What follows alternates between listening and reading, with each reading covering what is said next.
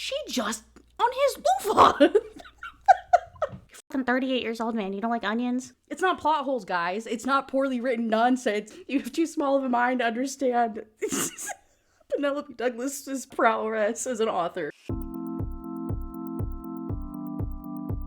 Hey, my name's Kaylee. Thank you for clicking on the video. This is Read, Rant, Review, where, you guessed it, I read books and I do rant reviews. Today we're going to be talking about Birthday Girl by Penelope Douglas. This was initially published in 2018. It's nominated that same year for Goodreads Choice Awards Best Romance. Currently in 2024, as I'm filming this, November 11th, it is sitting at a 3.93 with 374,000 reviews. I found this book because it was trending on Amazon's best of #booktok. So that's why I read it. That's how I found it. That's what we're unpacking today. And the community voted on it. If you're new to my channel, hey, thanks for watching. On Saturdays, I usually post a poll to help me figure out what video I want to do the next week, or what video that you guys are most interested in seeing of like what's next on my lineup. Keep an eye out. Let me know. Give me some feedback. I am always looking for input. You may have heard about Penelope Douglas from the infamous CREDENCE that was trending and is really popular for some godforsaken reason I don't understand. I had only ever watched a rant review about that from Lexi Newly Nova, who I love so much. And so I decided, though, as with everything, I want to read something by that author and form my own opinion. I did the same with Colleen Hoover. I did the same with H.D. Carlton. I have all of those reviews on my channel that you can watch as well. But whenever I find a popular author with a crappy book, I try to keep an open mind, and maybe it's a one-off. So I go into reading Birthday Girl, which, if you're unfamiliar with what Birthday Girl is about, it is a 19-year-old named Jordan who is in a relationship with a fellow 19-year-old deadbeat boyfriend who ends up doing some stuff. They get kicked out of their apartment and they have to move in with deadbeat boyfriend's dad. So ensues shenanigans in a love triangle. Again, this is marketed as a romance novel. There's a love triangle between our girl, her boyfriend, and her boyfriend's dad. The dad is 38 years old, so there's a 19-year age gap there, which, hey, I love an age gap. Don't get me wrong. So many books that I would recommend that have age gaps. But I have two criteria for an age gap book. One, I would like for everybody to have met when they were all of age, and I would love for everybody to have fully developed brains and personalities first. Give me like a 23-year-old. Minimally, I really would like a 25, but I'll settle for 23. 19? And they talk about how, like, it's on her 19th birthday that they meet. Like, it's just icky. It's just icky. I don't have any other words. I don't like it. Sorry, don't really care. Yeah, so then on top of an age gap that I'm already just personally not a super fan of, it is poorly written, and we'll unpack that as we go, but it's kind of funny. We're going to actually go into this with like a really humorous view based off of this review that I found on Amazon. Before we get into the book itself and into that, I do just want to give my same 3 things that I always do. The first disclaimer being, this will be all of the spoilers. I'm doing a chapter by chapter, beat by beat breakdown of this book. We're talking about the plot the whole time. So if you actually want to read this, click off the video. This review is not for Penelope Douglas or any of their fans. I'm not going to be speaking highly of this book if you can't tell that already. And then the last disclaimer is usually a content warning or trigger warning. And I'll give you the same one that is on the author's website for power imbalance and misogynistic language. That's it. It's nothing as bad or as dark as we have been covering on this channel. We've been talking about some heavy books lately.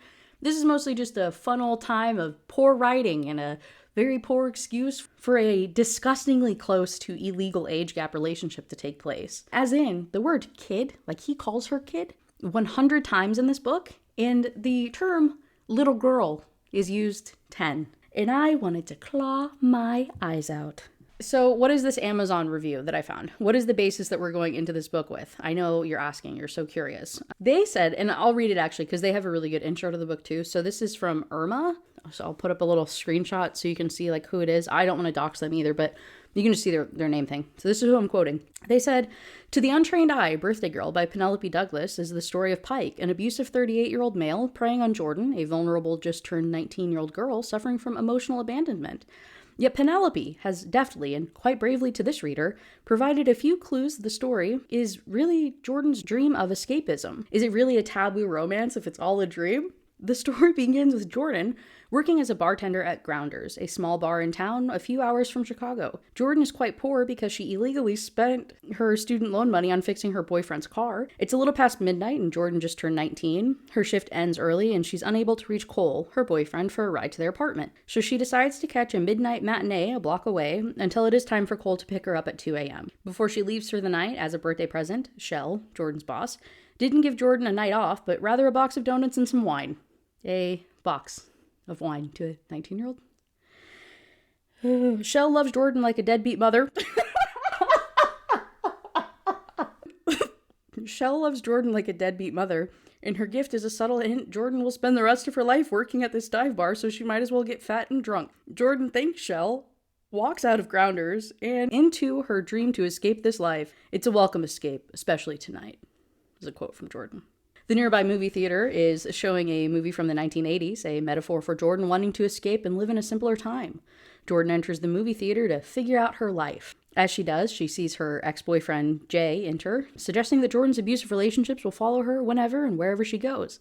Symbolizing a boat drifting down the tunnel of love, Jordan's cell phone floats down a river of Merlot, eventually reaching the shore of a mystery man, Pike, and thus begins the mental struggle to overcome her low self-esteem and abandonment issues. And like her current boyfriend, Cole, Pike will also abuse and control Jordan until she finally stands up for herself, thus ending the perpetual abuse she endures in these relationships. Because this is Jordan's dream, she controls everyone and everything within the dream. She is Pike, Cole, Jay, Shell, and all of the other minor characters in the story. Their actions and events in Birthday Girl, which would be improbable or impossible in the real world, yet are easily explained away because anything can happen in a dream. The following are not errors in the narrative, but rather they are intentionally placed in the story to raise awareness that it is all in Jordan's dream. It's not plot holes, guys. It's not poorly written nonsense. It's clearly about a girl's dream. It's clearly y'all are dumb. You have too small of a mind to understand Penelope Douglas's prowess as an author. So with that being said, this is the vision we're going into.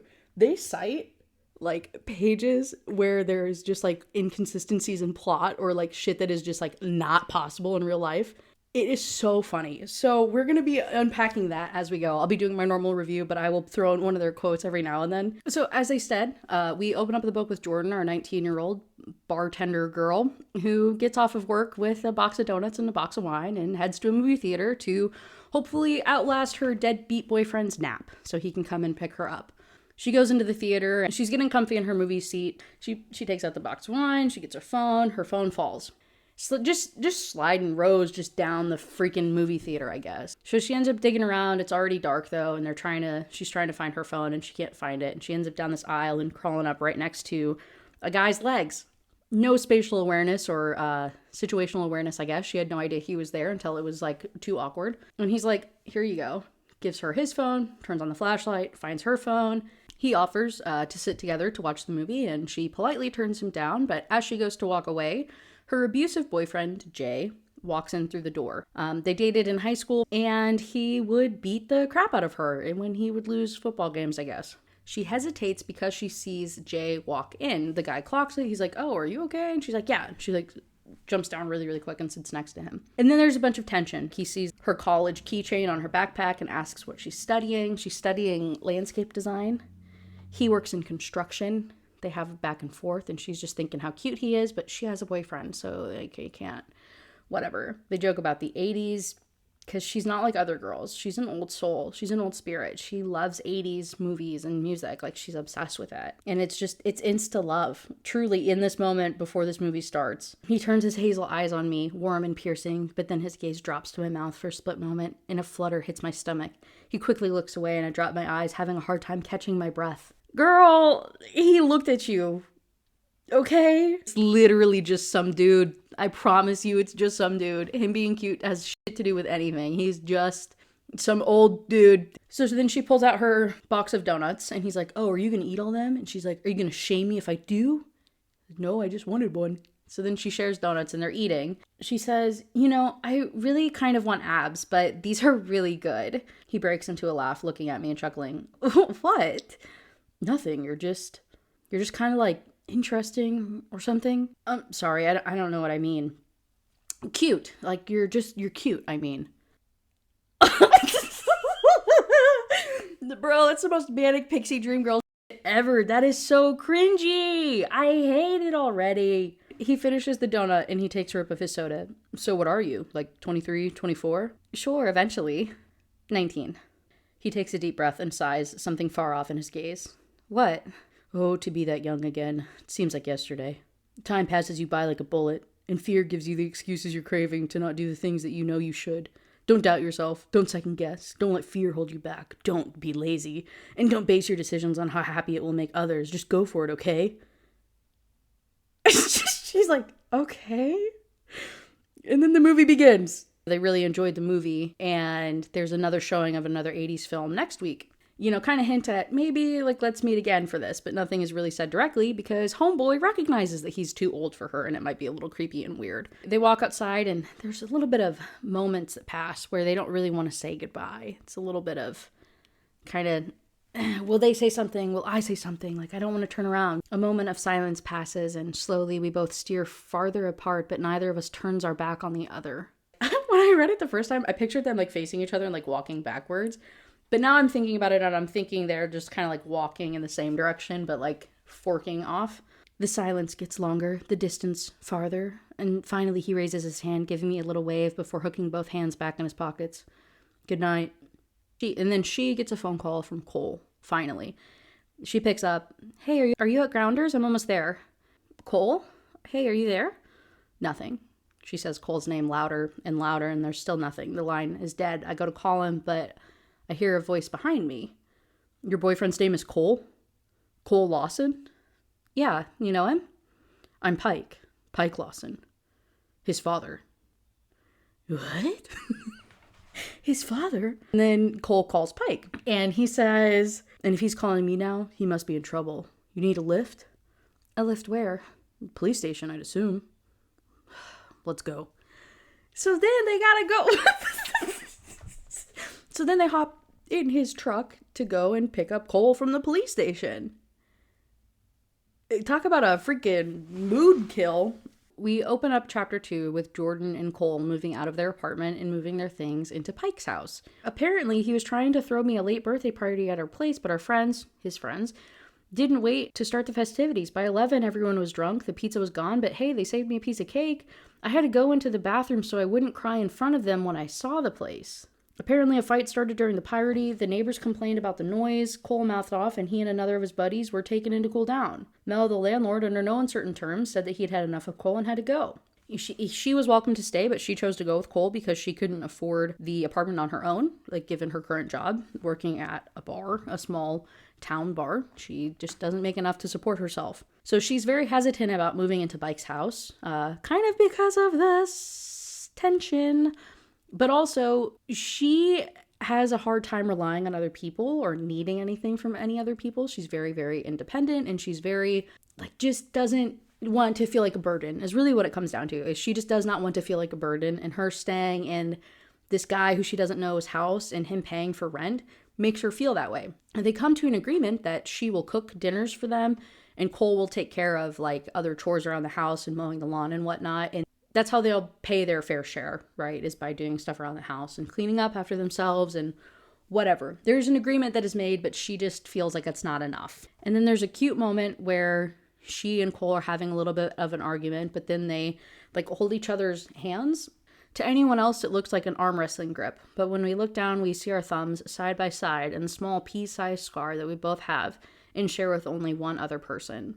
It's silly when we tell people the story. A friend's little brother's Nerf gun that was too small for our hands, and we got skimmed when we tried to use it. All three of us laughing when we realized we had the exact same scar at the head of our metacarpals. Now it's just Cole and me. Just the two of us. 2 scars. No longer 3. Which is why I'm too forgiving with him. I don't want to see him hurt. And which is why I let him talk me into this. I really don't want to move in with my dad and stepmom, and it's just until the end of summer. Once my student loans come in for the fall and I've saved up from working this summer, I can afford my own place again. I think. So we're going to cut to it because it honestly is such a stupid side plot that has nothing to do with the story. Her, Cole, and the other guy all became friends at a job. The 3 of them, it was the 3 amigos, whatever. Cole was supposed to be the DD after a party. He got drunk and wasted and didn't come through. Hey, common repeating theme throughout this entire book. Cole's a piece of shit. So Cole got too drunk to drive their friend home. So their friend caught a ride with another guy who, driving everyone home, had people in the bed of his pickup truck, flipped it, killed the friend. But now Cole and Jordan are like clinging to each other as this like life raft of like Cole feeling guilty that he killed his friend inadvertently, and being the only one who knows that what happened and like knows the guilt that he carries. And so she puts up with all of his shit because we're the only ones that kept each other alive during our time of need. I don't deserve you, he says, and then he slaps me on the ass. To which I say, if a man, if anyone I guess, ever says that they don't deserve you, run! Run as fast as you can. Because if somebody says that, they're not going to do anything to be better. If they feel they don't deserve you, they would step it up and do the things to deserve you. If they acknowledge of like, oh no, you're too good for me, I don't deserve you, they're just going to keep maintaining the shitty behavior in which makes them not deserve you. They're not going to get better. Okay? I'm going to cut out like 5 years of shitty relationships for you right there. Just take that advice to heart. Like, just know that that's coming from a place of experience, okay? So they go over to Pike's house. Finally, they're getting stuff. They're going through the door, and it's beautiful. It's not like a McMansion or anything, but it's very cute. He built it himself. He's a construction worker, as we learned prior, and it's everything. It's beautiful. And she said the only thing that would make it more perfect is if it had backsplash in the kitchen. It's like, what the fuck? It's so, but she loves it. She's like, I can't imagine a place like this. Like, someday I'm going to have a place like this too. My father, unfortunately, will die in that trailer I grew up in. There's no other context to that sentence. Bro, it is literally just randomly put in there. My father's going to die in the trailer I grew up in. I guess that's how we learned that she grew up in a trailer. That's one way to give us some backstory about a character. She goes to get cooking and, cooking dinner for them as like a welcome thing. And like I said, that's part of the agreement. So she puts on her headphones. And the first song that she puts on, can anyone take a guess? Jesse's Girl. She's like, oh, it's so on the nose. I can't. We learned that she's not very close with her parents. I think her mom is just like totally out of the picture, deadbeat. Her dad is just indifferent. Same with her stepmom. And really the only support system that she has is her sister Cam and then Cole, her boyfriend. And that's it. She has no other friends. When she broke up with Jay kind of took the friend group away. And she's just a little lonely lass with like no support system whatsoever, which is always a great premise for books like this. We do learn though that her sister is 4 years older, but she was the mom. Our mom didn't stick around to be. I stayed in that trailer park until I graduated from high school, but Cam left when she was 16 and has been on her own ever since. Cam comes to visit her to see how the move-in is going, and she's talking about her sister being a little, not controlling, not overbearing either, but just like checking on her and how old habits die hard. She's giving her a hard time about, is the dad gonna be creepy? Like, I know how men are, like, you know how men are, like, is there room, like, do you need to be concerned? And Jordan is trying to say no, like, it's all good, it doesn't really, like, it's fine, it's not like that. And then when Pike comes in and Cam sees how attractive Pike is, she's like, oh, no, you're good, don't worry, like, I'm not worried about you anymore. Which, like, hey, he can be hot and still be a creep, right? Like, can we acknowledge that, like, just because you're attractive doesn't excuse creepy behavior? You can be attractive and be gross. I don't like this notion that just because he's not like some fat old guy that like that inherently means that it's okay. Can we maybe not say that? Jordan acknowledges like Cam doesn't like what she does for a living. She's a little bit ashamed of it. Cam is trying to get her to work there. Where does she work, you ask? Cam is a S worker. She works at a club that gets nude, if you know what I mean. I can't, okay? I tell her, I don't want to. I like my job. So Cam tells her, she's like, hey, like, you don't have to live with this guy. You don't have to be in this situation. Like, you can have your own apartment. Just come work at my club instead of working at the bar. You'll make 5 times the amount of money. Like, you can literally pay your rent in one night and move on. Like, I don't know why you keep saying no to these offers. Like, this can change your life. Just do it for a little while and make your money that you need and get out. I can't, okay? I don't want to. I like my job. I don't want to work there. I don't want to work where you work. Of course you don't. It's beneath you, right? That's not what I said. I don't think less of my sister because of her job. She feeds and clothes her kid. She swallowed her pride and did what she had to do, and I love her for it.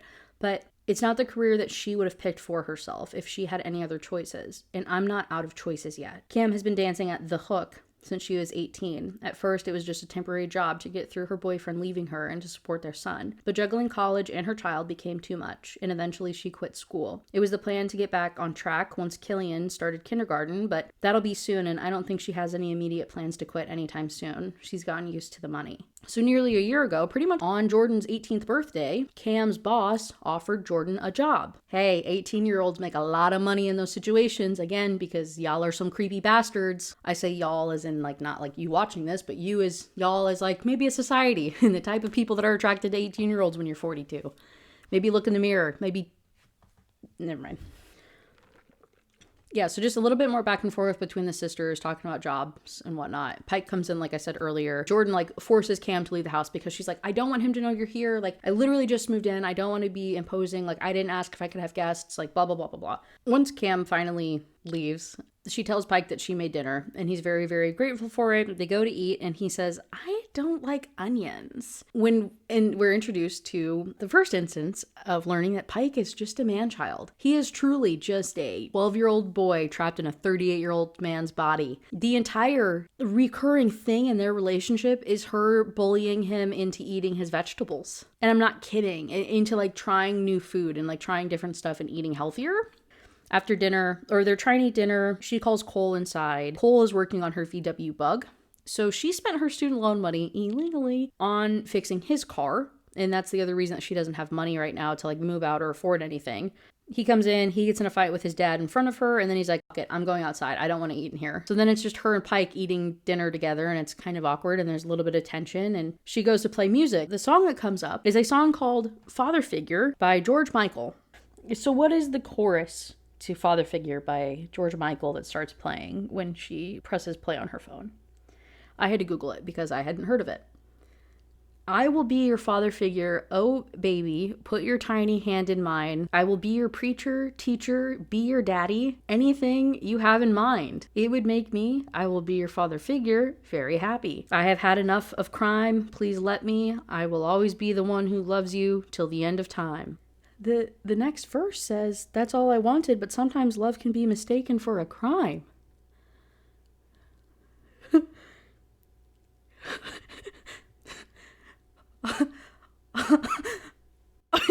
I'm alarmed. In the words of another booktuber I love, Sarah without an H, I'm calling the FBI.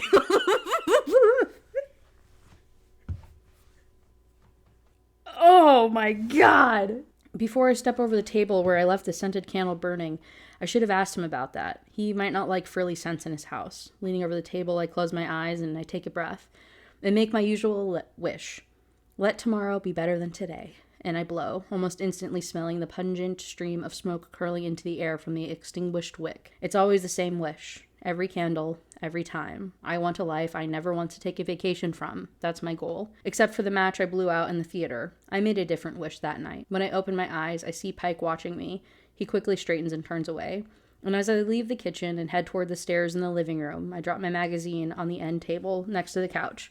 Now someone lives here. She mentions how it's only furniture. There's like no decor or family photos or, vinyls or anything that would be like indicative of Pike's personality in the house. Like she has no idea who this man is. Like it just looks like a model home. Part of their thing is that they clean up after themselves. And so she was freaking out, especially with Cam being over. She's like, I don't want to impose. Like, I don't want our stuff laying around anywhere. And makes a very specific note about running out and making sure that they picked everything up before Pike got home. But then you just drop a magazine?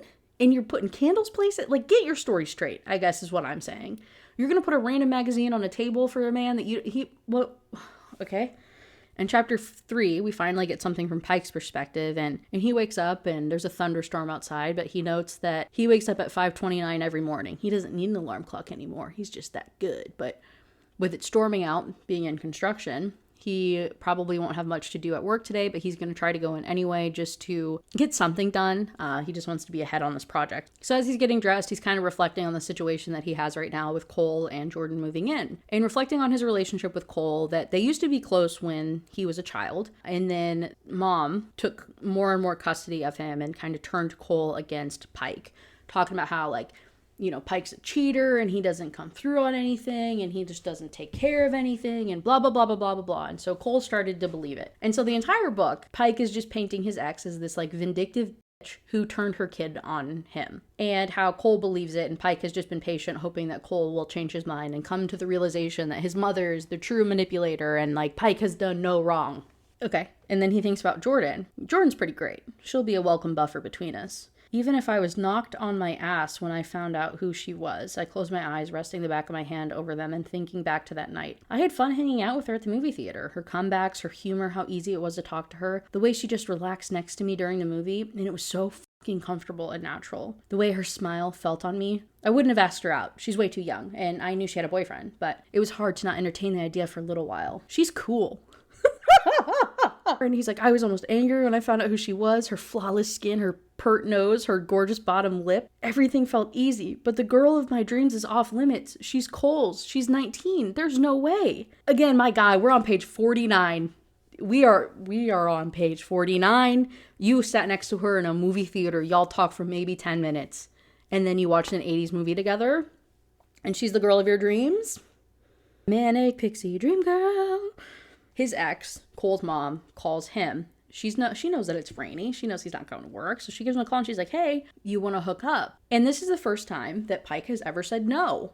They kind of have a deal. Like, if there's nothing really going on, if someone's horny and in your bed and y'all already know what each other likes, like, just hook up. And that was kind of the groove, the rhythm that they had. And so this is the first time that he pushes back. And he's like, you really think I'm going to be ready to go every time you break up with a guy, get drunk and want to get laid? Why not? No matter who comes into your life or walks out of mine, there was always one thing we did really good together, right? He pushes back and is a douchebag to her for no reason. And I get it, whatever. He's like, oh, she's such a... But also, if y'all hook up regularly, then, like, what are you talking about? And then he randomly thinks, if I were to ever get another woman pregnant, it'll be my wife. And my wife is going to be someone I can't get enough of. And I do want more kids. I've always wanted more. But at 38, 2 years shy of 40... Thanks, man. I couldn't have done that math on my own. It's likely Cole will be my only kid now. I'm getting too old to start over again. In this shit about, like, oh, I want a wife. Oh, I want a wife and kids. Oh, I need a wife and kids is said so often in this book. And I don't know if it's, like, as justification of, like, oh, look, they have the same values. Jordan wants a happy life and to be a contented person. And look, he wants a wife and kids. I hate that so much. So finally, he goes downstairs and he sees Jordan. Jordan is at the kitchen island doing homework, and she made him blueberry muffins and coffee. And he's like, oh my God, this is crazy. I feel so spoiled and lucky. Like, what a catch that she is.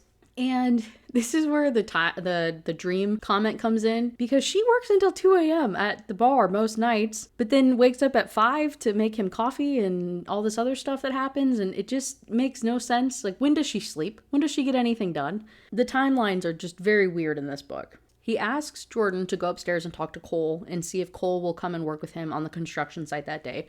Trying to get Cole a little bit of money. Obviously, he's in need of it. Especially with the rain, like, we're going to move a bunch of sandbags today to try and protect the site, so I need some help. Can you go wake Cole up? She goes upstairs. He's about to leave because he's running late. He's like, Cole! The ceiling above me cracks and I hear quick footsteps. Then there's a thud before the door slams and I can tell he's finally coming down the stairs. Except it's not Cole. It is Jordan. Jordan got dressed. She put on a little shirt, a raincoat. She put her hair up in a ponytail and she's ready to work. She says that Cole isn't feeling very well and so she's going to cover for him. Which means Cole has a hangover, which is another reoccurring theme in this book. Like, Cole is literally just, like, spiraling party guy, not doing anything, like, productive. And then there's a whole thing about her helping out at the construction site and all the guys drooling over her, and she's busting her ass and doing the best that she can. And I drop my eyes to her shirt, seeing through the soaked navy blue tee sticking to her body, tight and molded to every inch of her chest and stomach. A sliver of her hips and tummy peek out just below where the shirt is pasted to her. Her skin is flawless, her curves beautiful. I swallowed the lump in my throat and I turn away quickly. She definitely has a body I don't remember 19-year-olds having when I was that age, but she is still only 19 and she's Cole's, not mine. Don't check her out again. I don't have any other reaction. And all the guys are all checking her out and they all see that he's checking her out. And so everybody's like, what the hell is happening? They finish the day and she's all excited. Like, she had such a good time. She loved doing manual labor. She loved getting dirty and playing in the mud and doing all this stuff. And they go to leave, and he has a super old school Chevy truck. It was his dad's before his dad passed away. He asks her, "You want to put in a tape? A tape, like a cassette tape?" Her gaze suddenly flashes to my car stereo and her eyes go wide, surprise lighting up her face. I almost laugh. She didn't notice it on the drive here. "Is that an actual tape deck?" She reaches out and touches the old car radio like it's a precious vase and pushes eject. Out pops a clear cassette tape with white lettering that I've never listened to. She removes it, cupping it in her hand, reading the title. Guns N' Roses. Her hand goes to her mouth and she looks like she's about to fucking cry. Oh my god. I raise my eyebrows, not sure why this is all so exciting. This truck was my father's. Those are his tapes. I just never got around to clearing them out when he passed away a few years ago. It occurs to me that she's the first one to touch that Guns N' Roses tape since he put it in the player.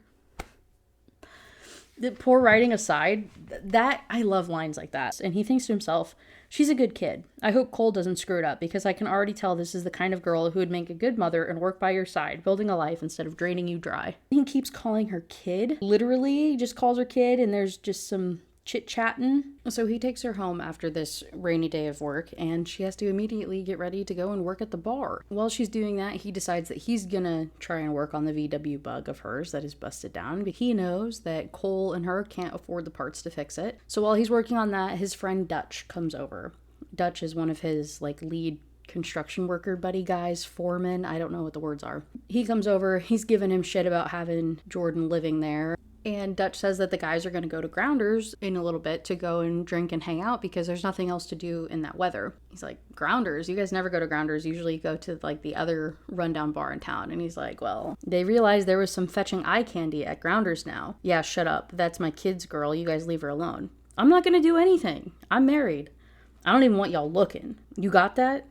Leave the kid alone. The kid, Dutch counters, I'm sure has dealt with a lot of males' attention already working at that bar, and I'm sure she wouldn't mind a little extra business tonight. So he's just referencing, again, the term kid is used over 100 times in reference to her. This is one of the first instances, and I hate it, because I'm like, dude, just commit to one idea or the other. Stop doing this. Cam shows up, right, Elena's, I keep wanting to call her Elena, because I just did Promises and Pomegranates. Jordan's sister, Cam, shows up to give her a ride to the bar for her shift at work.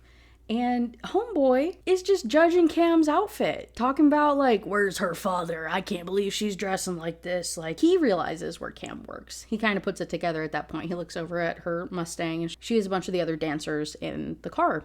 And he asks, he says, Jordan doesn't work there too, does she? I ask, she could have 2 jobs, I suppose, but I can't picture her behind the bar at Grounders. I really don't want the mental image of her at the hook. But thankfully, Cam rushes to respond, oh no, but my boss did offer her a job bartending though. He's been trying to wear her down for a year now. She's shy though. Yeah, no. Picturing her at the hook, dealing with guys who come in wanting one thing will stress me out. Does Cole know about the job offer? I can't imagine he'd want her working there. I don't have time to think about it more, though, because Jordan comes down from the front porch and walks across the lawn to her sister. For some reason, the judgment that I dealt Cam for her clothes doesn't translate to Jordan, even though she's a few years younger. Dressed in dark blue jean shorts, low on the hip and high on the thigh, they're not cut off but rolled up, and her loose black t-shirt shows off her stomach and hangs off one shoulder. Her hair hangs down, her back in big loose curls, and her eyes are rimmed in dark liner and dark eyeshadow, making the midnight blue in her eyes pop like a stream of moonlight in the night sea. I wonder if she's wearing her Chucks again, but that would mean getting past her legs, and I'm having a hard time doing that, so I keep my gaze averted and continue working on the car. Guilt rips through me. She's Cole's. He kisses her. He holds her. He makes her smile. It's not my place to have any opinions on her, especially territorial ones like where she's bartends or how she dresses. And so he decides he's going to go to the bar with the guys because he wants to go and see her at Grounders, and he doesn't like the idea of her working there, but he's sure going to enjoy the eye candy as well. I just wish... Okay. Age is a problem for me off the bat, right? I'm not a fan of how young that she is in this, but also just fucking commit to it, bro. Throughout this entire book, we'll get into it, but he's very wishy-washy about this whole treating her like a child or sexually fantasizing about her, and you can't do both. Commit to one. Hard boundary on one or hard boundary on the other. You view her as a woman the entire time and you don't talk about it like that, or you view her as a child and you stop yourself from having those feelings and thoughts and police yourself. You can't do this wishy-washy bullshit of both because it feels super not cool in my opinion. He says, no wonder that asshole from the strip club is trying to get her to work at the Hook. For Christ's sake, done all up like she is tonight, men pay a lot of money for young and hot, but even more for young and hot farmer's daughter. He makes this reference a lot to how she's like a farmer's daughter and how that's just his type. Like, what the f*** does that even mean? I think farmer's daughter is code for like down-to-earth girl next door, like likes to get dirty or doesn't mind like working in the dirt and manual labor. I'm pretty sure that's the idea of farmer's daughter. But I would love, hey, colloquially, can y'all tell me the difference between girl next door and farmer's daughter? Do you have a difference in what those two words are? Because as she leaves, he's like staring at her and Dutch catches it. Like Dutch clocks it immediately. Like I said, for as much wishy-washy bullshit that Pike goes through, Dutch calls him on it so fast, and it is so funny. Jordan's at the bar, and, you know, she's talking about all of her regular customers. You know, there's this lady that goes home, and she'll sleep with a different guy every night. She doesn't care. She's just trying to get laid. And there's the old guy that's here all the time getting drunk, and like da-da-da-da-da, and just all this judgment and stuff. Cole and Jay walk in together. Their whole friend group does, and she doesn't really understand at first why Cole is there, because they know each other. But Cole also knows that Jay abused her. So she's like, what the fuck is happening? And then she's like, oh no, he's doing it to protect me. Like, he probably knew that they were coming and he came to protect me. Jay scans the room and then his eyes lock on mine, a little smile curling at the corner of his mouth. I immediately avert my gaze, my stomach rolling. I try to pretend he's of no consequence anymore, but I think he knows he won. He should be in fucking jail after what he did to me, but he's not. Because 2 years ago, I was scared and pathetic. I wish someone would hurt him, and even better if that someone turns out to be me. She doesn't hurt him, but it's just kind of thrown in there. He gets punched much later in the book. That's about it. I really thought this was going to be a bigger plot, I'm not going to lie. I was kind of disappointed. Y'all know me and my love for revenge. Like, I love a revenge side plot. I love a revenge against the abuser side plot, but that didn't really happen. More talk about Cole drinking and getting crazy for no reason. The night ends, you know, normal bar stuff and banter, and her sister picks her up and takes her back home. And as her sister's dropping her off, she gives her birthday present. Last year, for her 18th birthday, her sister gave her a vibrator. For her 19th birthday, her sister gave her some sexy lingerie and a flyer for a wet t-shirt contest at the strip club. What are sisters for, if not to set you up for failure? Not trying to do like Kaylee lore of the hour or anything, but I'm not trying to say her sister's setting her up for failure. Like, working at a strip club, working at a club like that is not like a failure in any means. However, if you're in that lifestyle, you understand how draining it is, right? You make a lot of money, but like at what cost? Like mentally, emotionally, like it is draining to deal with that, right? To deal with people and to deal with men in that way. It can be empowering to some degree, but like ultimately it does drain you a lot. I say this, I'm not coming from like my ivory tower as a judgy bitch about the situation. When I was 16, I started working with a woman who became my best friend. She was like a couple years older than me. I think she was 21 or 22 at the time. By the time I was 17, she was working part-time at the retail store where we worked together, and then she started working at a club like this on the side, bartending to make more money to feed her kid in the same way that Cam is, okay?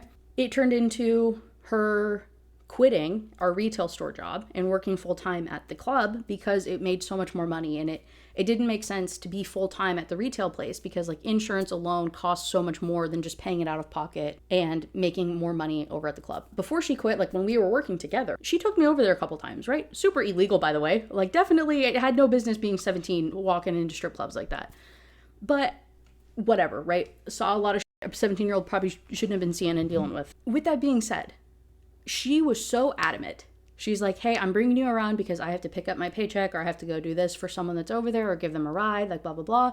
She's like, but you are not going to be part of this life. Like this, stay the fuck out of it. She's like, it makes a lot of money and I know it's enticing, but like you need to stay out of it. And so I don't know if that's maybe just my friend was looking out for me in a certain way, but I cannot imagine being like, oh yeah, sis, come work with me. Like at this really stressful, emotionally taxing job. And so, yeah, her sister, then for her 19th birthday, gets her lingerie.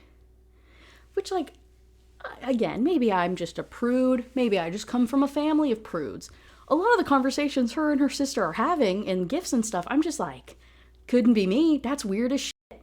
But I acknowledge it. I, again, might be a prude and might just not have that type of relationship. But that is crazy to me. And then her sister makes a joke about how, you know, hey, yeah, the lingerie is for, you know, Cole or, like, the other man of the house.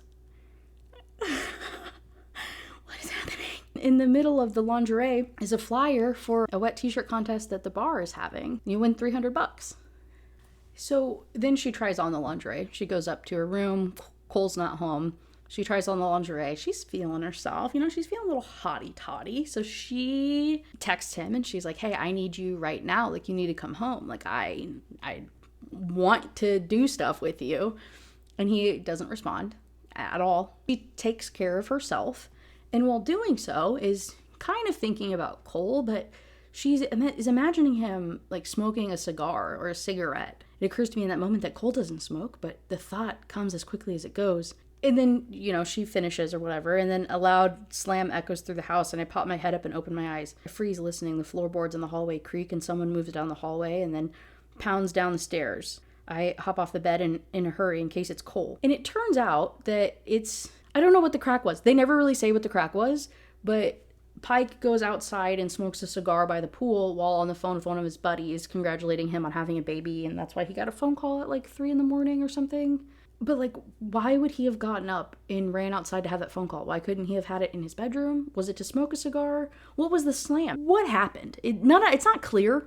I don't understand. Point being though, when she looks outside and sees the dad smoking, and she realizes like she just kind of got off to the idea of the dad inadvertently. Kind of crazy. She calls her dad to give him an update that she moved into this house. And it's revealed, hey, they don't really give a shit. She has absent parents. Again, mom completely abandoned her and had moved away. Dad is just indifferent. So she's like on the phone with the stepmom, who is a little bit irritable with her in general, and then can't really get a hold of the dad and just doesn't care and whatever. And she's just reflecting about like, she's like, it wasn't like a bad childhood. I was never hit or starved or verbally abused, just kind of forgotten, I guess. They struggled for anything good in life, so it was too much to ask to let responsibility or concern for their children interfere with what tiny pleasure they managed to muster with their beer or bingo nights.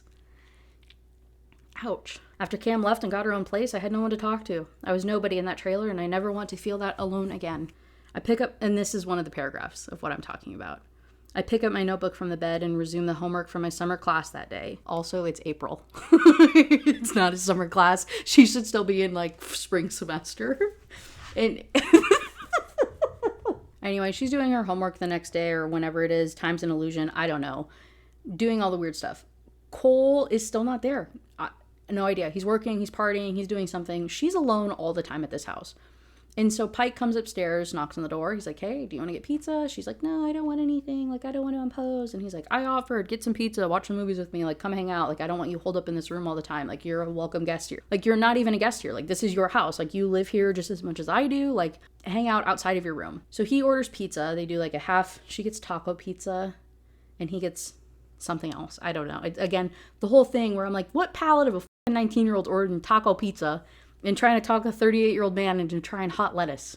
But they order from Joe's Pizza, which if you happen to be in Illinois, you understand, like, that is a local chain. I'll put up a thing of the pizza joints. It's not just Joe's Pizza, like some like mom and pop thing. It's like a chain in this area. And so I read that. I said, oh my God, hi. I said, hey. You don't ever see shout outs. They said earlier they're like a couple hours out of Chicago. And then Joe's Pizza, I was like, oh my God, this is like local almost to me. That's so funny. It's just such a small, I never get Illinois shout outs ever. So it was just funny. Oh yeah, this is the shit that I'm talking about right here. I'm a pretty simple pepperoni man, but I can get behind a taco pizza, but not that warm, droopy, shredded lettuce that comes with it. She can have a ball by herself. We divvy up the slices on 2 plates, but before we trail into the living room, she drops a pile of greens on my plate with a pair of tongs. Thanks. If you eat your veggies first, you'll have less room for pizza. A little trick that I learned on Pinterest. You'll eat less pizza then, consume less calories, and you'll feel better after your meal. Fine, fuck it, whatever. I stalk over to the fridge and I grab the ranch dressing out of the inside of the door. No! There's dressing on it already, raspberry vinaigrette. I straighten and fix her with a look. She just smiles and turns away. I take out 2 forks, pass her one, and carry my plate and soda into the living room with her trailing behind. Once seated, I pick up my fork and let out a... This is so fucking worthless. This is such worthless fucking text. Once seated, I pick up my fork and let out a sigh before digging into the salad. I remember what my mom said about vegetables growing up. They taste better if you eat them when you're hungry. I'll get over it and eat them first like Jordan suggested then. I stuff the forkful into my mouth, the bitter taste of leaves dulled only a little by the sweet dressing. Good, right? No, you're killing me. Well, thanks for giving it a shot. You can stop now if you want, but I persevere anyway. It's not like I couldn't use a dose of greens, right? And it's not like I hate vegetables. I like corn on the cob and like potatoes and stuff. Those are technically vegetables, right? 38 years old man. 38-year-old man. It's like that the whole time. And then it says, we eat in silence for the next couple hours, engrossed in one of my favorite movies. Bro, that's a long time to eat, my guy. Hours? It's so stupid. She asks him about the cigar thing. He says, on rare occasions I smoke. Yes, I like the smell. Why? I just do. My grandfather, he smoked, so it seemed natural to start sharing, but all of a sudden it feels stupid. So I just shake my head, closing the dishwasher door and staring at the machine. I just like the smell is all, I finish curtly. I'm not sure why I'm having trouble talking to her. There's no mystery here. My grandpa was awesome, and I had a great childhood. But the more I grew up, the further I felt from feeling like I did when I was 8. The feeling of being somewhere I loved and feeling what I felt. Happiness. I smoke cigars once in a while to take me back there. It's not the kind of thing I feel comfortable sharing with just anyone, though. But it's funny how close I came to just doing that with her a moment ago. I can feel her eyes on me and the awkwardness crawls across my skin. You want a beer? I ask, swinging open the fridge and grabbing 2 out, anything to change the subject. Sure. I pop the tops and hand her a Corona, finally meeting her eyes, her very young, very blue, very 19-year-old eyes. Shit, I forgot she's underage again. Whatever. I take a drink and head out of the kitchen. She works in a bar, doesn't she? I'm sure customers have bought her shots before. Okay, so something's changed. The conversation was easy and then it wasn't. He feels he's ruined it because he didn't open up to her about the grandfather thing. Somewhere after Lindsay, his ex, in the chaos, I stopped being able to open up. I got used to being alone. I frown. I don't want her to avoid me because I can't carry on a f***ing conversation. She's Cole's girlfriend and I don't want walls between him and me anymore. She could help with that. So then they talk about her going to school and, you know, if she's going to move out of town when she's done or if she wants to settle around here. And she says she doesn't really know, but she kind of wants to stay around to hang out with her sister and nephew because she doesn't really have any other family. And she's not sure what she would do. She asks, have you ever traveled? But then I stop, suddenly forgetting what I was saying. I drop my eyes to her ass, her body, now twisted around as she leans over the arm of the couch to set her beer down. Her little shorts hug every curve, her knees are spread a little, and for a moment, I'm drawn to the dip between her thighs. Heat floods my groin and my throbs. I look away. I struggle for air and sweat breaks out of my neck. She may not seem young, but she is. She's a kid. What the hell am I doing? I don't know. I would love to know. I would love to. What are any of us doing? What are any of us doing right now? Then he asks if she's ever traveled. She went to New Orleans when she was 15 to meet her mom. It didn't go very well. Her mom abandoned her when she was 4. She starts to well up a little bit about it, gets a little bit emotional. She sits quietly, looking like she's thinking. An urge comes over me to have her in my arms right now. Again, I'd be so down for this. Not this particular. Add like 5 years. And then I would be so down for this if we didn't call her a kid every time. You can't it can be taboo. It is one thing to have a taboo relationship be age gap. And it's one thing for taboo to be like my boyfriend's father. It's another thing to fixate so heavily on her being a child, which is where my issue is. I love an age gap. I love a scandalous relationship. I don't love reading about someone who you consistently refer to as kid and child and little girl and how innocent she is. And then talking about how hot she is. I don't fucking like that at all. It's so gross. It grossed me out this entire book. Calling the FBI. They're on speed dial. She asks if he's ever been married. He says no. There were chances to get married, but I guess even in high school, I never wanted to be one of the numbers and do what you're supposed to do, you know? Graduate, get a job, get married, have kids, die. My grandfather, the one who also smoked cigars, passed away when I was 9, but I still remember the house party my parents had when my dad finished college. He was in his 30s, the first one in the family to get a college education, so it was a big deal. I think I was like 6 years old at the time. My grandparents were there and everyone was talking and laughing, but what I remember most is my grandfather, in his 60s, 6'4", 250 pounds, shaking the foundations of the house because he was dancing around to Jump by the Pointer Sisters. My grandmother watched from the table, laughing with everyone else with this look of joy. Everyone was just so happy, and even at their age, they kept growing, having fun, being silly. I don't know, I liked that, I guess. You want that, Jordan says quietly. I think about my grandparents constantly making each other smile and all the women that I've been with and how I've never felt that, not even with Lindsay. I was probably incapable. It just didn't look forced, you know? I go on, turning to her. They set a high standard. It's hard to find that one person who speaks your language. She drops her eyes, looking deep in thought. I keep going, approaching, changing the subject. What about you? Any ideas about what you want your life to be someday? Your marriage, the wedding, the perfect day, the perfect dress? I don't really care about the wedding. I just want the life. The life.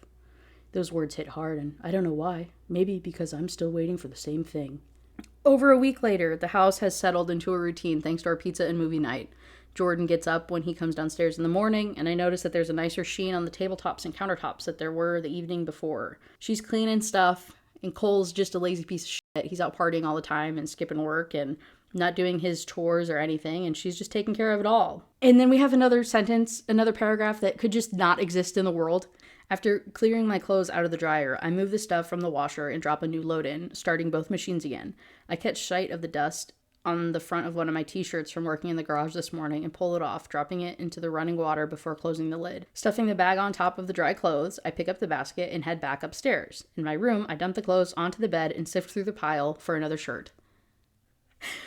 He ends up in his pile of clothing finding one of her red thongs, and he doesn't know what to do about it. He's gonna yell after her, but then that's kind of awkward, and so he doesn't know what to do. And so he ends up just taking it back downstairs to throw it back into the laundry, and she can just figure it out later. As he's doing that, though, he walks over to the window because he hears a lawnmower outside.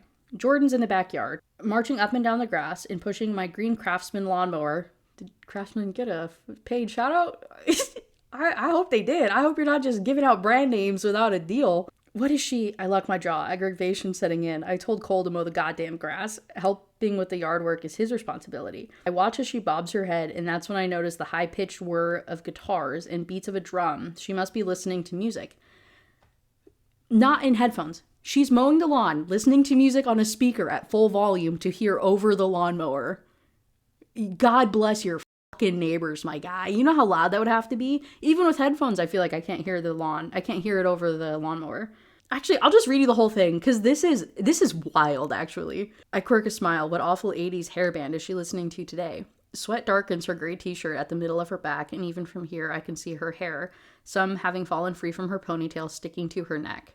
Her short white shorts show off the muscles in her thighs and calves, flexing as she pushes the machine.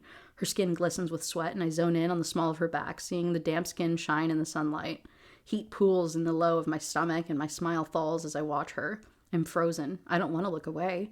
But finally I blink, averting my eyes and swallowing through the dryness of my mouth. Doesn't she have a project or something to be working on for her summer class? She mentioned that a few days ago. Cole can do the damn lawn. Reaching down, I lift up the window and stick my head out, opening my mouth to call out to her, but all of a sudden she releases the handles, whips her head back and forth, and breaks into air guitar mode. I stop and watch her, furrowing my brow, but damn near breaking into a laugh too. And then she's singing Pour Some Sugar on Me. The Bluetooth speaker screams. She lip syncs, bending herself backward, and then breaks into other moves, dancing and getting carried away in the song.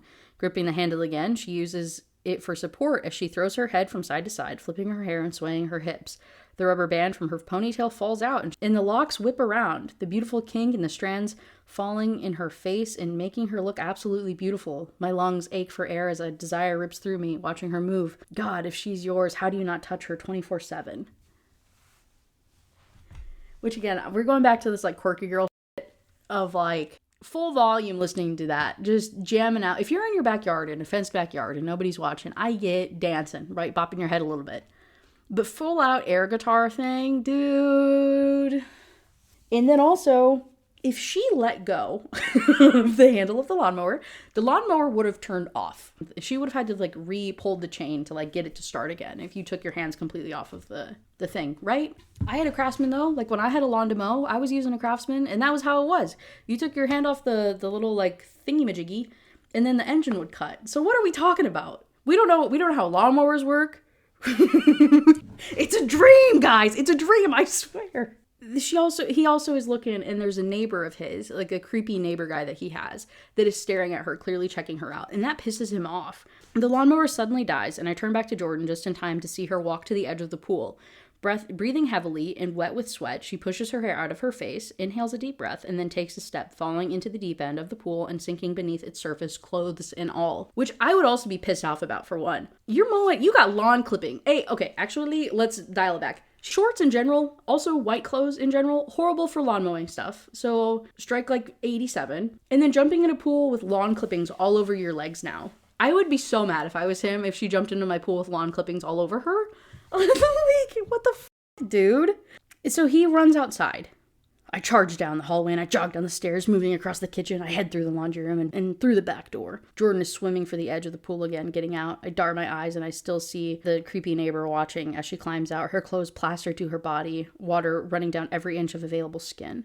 Her eyes flash to me and I shoot him a middle finger. He just laughs and shakes his head, going back into his house. Jordan fists her hair, bringing it over her shoulder and wringing it out. My gaze falls down her legs, water dripping from her toned thighs to her shorts, melted to her ass. I steel myself, fixing on a stern expression. Jordan, I thought I told Cole to mow the lawn. As long as it gets done, right? Am I doing a bad job? Of course not. It looks fine, but you're already doing enough. More than enough. He handles the yard work. He can find the damn time. It's fine. I need sun and exercise anyway. I'll finish it. She catches me by the arm. I got it. Seriously, like, we're not here for a free ride. I can handle a few chores. Not just like that, you can't. Excuse me? My neighbor has been glued to his balcony watching your every move out here. God knows what he's thinking. That's not my problem. I was hot. I jumped in the pool. My clothes are on. Yeah, like second skin. You can't pull this shit here. It's a family neighborhood, not your sister's strip club.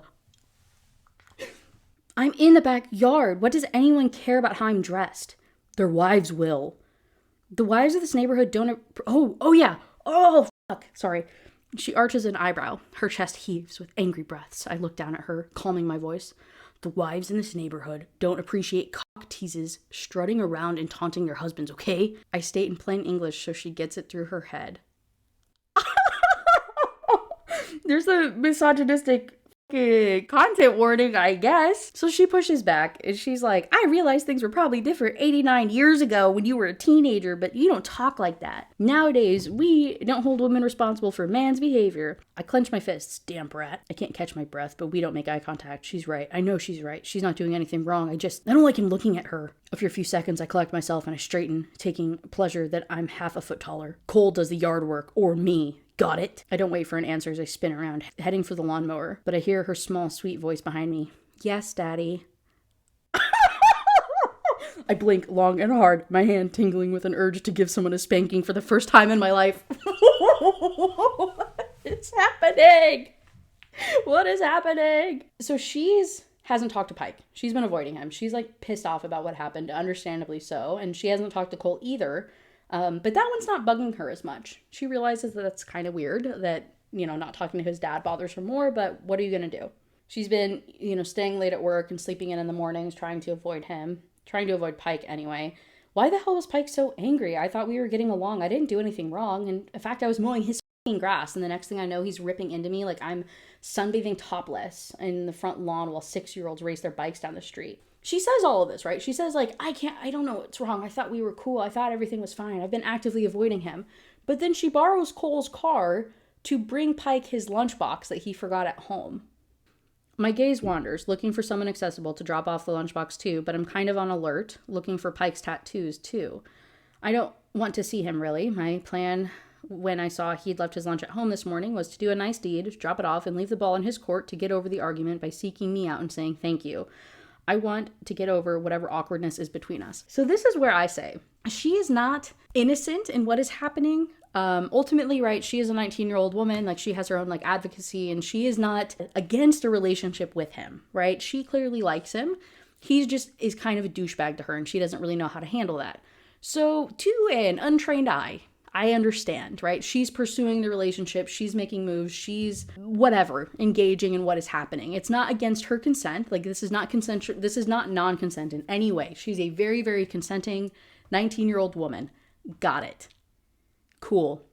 Beyond the fact of fucking maturity levels, though, okay? So Dutch sees her and he's like, oh yeah, he's like, come up here. So he gives her a tour of the work site and takes her up to Pike, and he says, oh, I was just going to go to the food truck. And she's like, well, whatever. I beat you to it. I snuck in a turkey and cheese cucumber wrap too in case you want something different. His face falls. Don't worry. Your lunch is still in there. I just made too much and I needed help finishing the wrap. A slight fear in his eyes dispels and he takes a breath. You're not going to be happy until I'm eating hummus, are you? I'll build you up to it slowly. So then he gives her a tour of the work site, and they're kind of hanging out, and she's really liking what's going on, and they're just talking about construction stuff and how much she admires him, and he's a hardworking man and opened his own company, like he has his own business now, and you must be so proud to build things that you get to see every day. And she's just all up in his chili. Later that night, Cole is still gone. Hasn't touched her car, hasn't helped her with anything. And so Pike, again, took it upon himself to start working on it for affordability purposes. But now he's like literally the only one that's working on it. He's doing that. She's upstairs getting dressed. She's kind of creeping on him. And sees all the suburban housewives that are also going out of their way to go up their driveway and say hello to the shirtless, sexy man working on a vehicle. She's like, you fucking whores. She doesn't say that, but she's like, yeah, okay, real smooth, ladies. And she realizes she's getting kind of jealous of this, like of this flirting and this attention that he's getting. And she doesn't like that he's looking at these women. Cole shows up in the doorway all of a sudden and flirts with her. And he's like trying to like make a move on her. They haven't done anything in a really long time. And she doesn't want to do anything now because she's upset with him. Like she's still disappointed of he hasn't been paying attention to her and hasn't been helping with the car and hasn't been doing with chores. And so she really doesn't want to have anything with him. She says, maybe if I weren't doing all your shit around here and working until 2 a.m., I wouldn't be so tired all the time. And maybe if you were helping me save money so we could get our own place again, instead of drinking your paychecks away every damn night, I wouldn't be so worried and stressed about money. I feel fucking alone. Where are you? Just shut up for a while and fuck me. Something holds me back though. Like I'm back in the trailer park with my dad and stepmom. They don't see me. Cole doesn't see me. I could be anyone right now. I tear my mouth away and push at him. Get off me. And he does. So then they just he storms away, goes to the bar. While he's gone and she's still kind of stewing over this fight that they had, she goes outside to the pool and flings herself to the bottom of the pool. She says, I don't like feeling bad. I'm going to make it look like I'm trying to KMS. And so I'm trying to unalive myself. And so she just slips into the pool and goes all crisscross applesauce. You ever done that at the deep end of the pool where you sink to the bottom and go all Zen mode? So that's what she does. She sinks to the bottom of the pool and she's just vibing down there until she can't breathe anymore. The whole point being that when she goes through something really tough in life, she will do something like this where she feels very uncomfortable. And if she can survive that, her body can survive this extreme feeling of you're about to die, and she survives it, then that means she can survive anything. Okay? So that's what she does. In the middle of this, though, Pike sees her and thinks that she's trying to unalive herself. So he comes running out and he dives down there and he pulls her out of the water. And he's like, what the fuck are you doing? He's like, I thought you were drowning. What the hell? What were you doing? He's facing my fears. Damn, I grumble as I swim for the edge. Are you okay? I'm fine. Are you sure? And then they have this whole thing. She explains to him exactly what I just explained to you. And again, it's this whole manic pixie dream girl shit. She tells Pike about her and Cole's friend who died. She's like, yeah, Cole's super emotional. Cole's whatever, but I do feel obligated to him, blah, blah, blah, because our friend died, and explains it to him. Pike had no idea that this happened because Pike and Cole don't talk. Pike and Cole aren't close. Cole does not like his dad at all. He just uses him for money to whatever degree and is a little bit of a mooch, right? I had no idea. But this makes Pike feel like a piece of shit for not knowing such an important thing about his son. He says, can I ask you another question? Shoot. Why do you do that? What? The closing your eyes to blow out a candle thing? I've seen you do it a few times now. I shrugged, not realizing that he'd noticed. I thought I'd gotten pretty good at doing it quickly and under the radar. Just a quirk. Birthday wishes don't always come true, so I don't waste a chance when I blow out a candle. You quirky bitch. Back to Jordan in chapter 7, she calls Cole that she's going to need a ride home from work at 2 a.m. Cole says, yeah, sure thing. Can you guess what happens? He doesn't come. Is anybody surprised? So she's going through bar closing stuff. And she's thinking to herself, I hope tomorrow is better than today. It's my go-to wish when I don't have anything else in mind. And every day that passes, I'm trying to get closer to making it come true. I said, I know, honey, you told us already. You literally just said it. You literally just said that you make wishes on candles. And you said earlier why you do it. I don't need to know it again. I promise you I'm okay. I promise you I understand what's happening. So Cole's car shows up in front of the bar after she closes and she locks everything up, and so she goes out to it and throws her backpack in the back. She hops in the passenger seat. Hey, I I stop, my smile immediately falling. Jay, my ex, sits in the driver's seat. I look over my shoulder, making sure I didn't miss Cole passed out in the back seat, but it's empty. My hands tremble. Where's Cole? Jay cocks his head, looking apologetic. He's wasted, babe. The guys don't want to let him drive. His arm rests over the back of my seat. His hand inches from my hair and neck. He's sleeping it off at Bentley's house. They told him someone would make sure you got home. I volunteered. Oh, no. And so she jumps out of the car. She's pretty much like, fuck you, dude. Oop. Nope, getting out of here. She's like, I'll catch a ride with somebody else, thanks. He's like, you're really gonna make me drive out here and like not get in the car with me? And she's like, I didn't ask for you to drive out here. Like, off.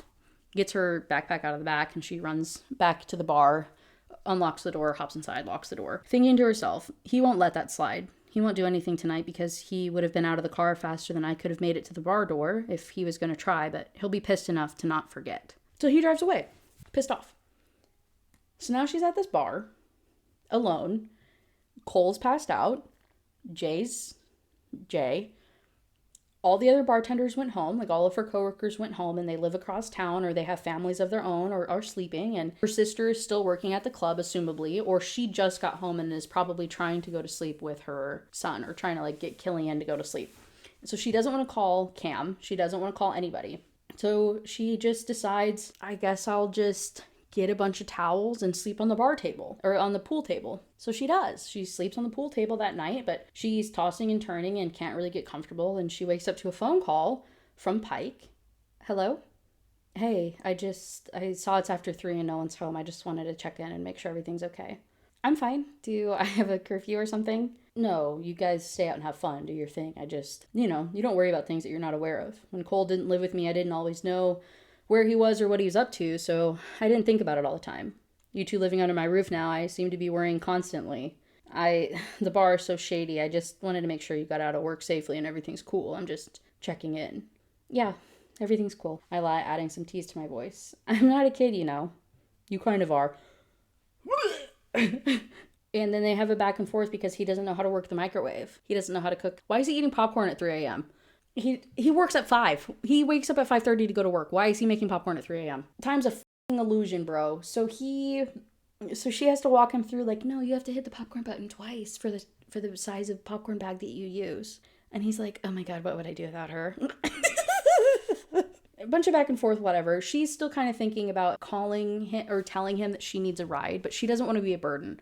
Again, her entire existence is not wanting to be a burden to anybody, especially Pike, because he's already doing so much for her and Cole. So she's just playing it off, and they just keep having this conversation. And at the end of it, she says, do you mind if I ask you something? No, I guess not. Where's all your stuff in the house? Huh? There's furniture, but like not much else. It doesn't seem like you live there. Why? I'm sorry if that sounded bad. It's a beautiful home. It's just that Cole mentioned that you and his mom met in high school where you were kind of a baseball star. You must love the sport. I'm just curious to why I don't see any trophies or pictures or anything like that in the house. There's no recent photos of you and Cole either. No music, no books, nothing that describes you or what you like. It's all packed in the basement. I guess I just never dug it out after I moved into the house. How long have you been in the house? I guess about 10 years ago. Pike. Guess that sounds weird, huh? So then she's like, okay, cool, but like if it's been 10 years, you don't have any other trinkets or anything that you've gathered? And he's like, trying to play it off. He ends up saying, somewhere along the way, Cole became more important. Who I was and what I wanted became kind of irrelevant. My guy, you haven't even been in Cole's life. What are you talking about? Literally by the time that he was like 13, he went from like once, I think it was weekend visits to like once a month visits to like Cole completely avoiding him. So what about the last like 6 years in which you have had very minimal experience with your son? And even then it was weekends only. So like, what are you talking about? Like literally, what are we talking about right now? And so she says, I would love to see some of this stuff. If you ever want to unpack it, I'll help. Little sly dog. He's like, nah, that's okay. Again, more back and forth, and it ends with her teasing him and saying, you need some spice in your life. You should get a woman. Yeah, you should go back to your friends now, he retorts. Oh, come on. What makes you think I don't already have a woman, Jordan? My mouth goes dry. Do you? You haven't known me long. My needs have to be taken care of once in a while. I am human after all. My stomach flips. I shoot my eyebrows up. His needs? An image of what he looks like when he has to get those needs met flashes through my mind, and I push them away. I'm kidding. Yes, I do go out from time to time, but I'm not seeing anyone now. You don't have to worry about running into some woman that you don't know in the house. Or women, right? You honestly think that I'm able to juggle more than one female ever? I hate the term female used in that context. I hate it. No, you like your me time. Exactly. Bro, they're just straight up flirting.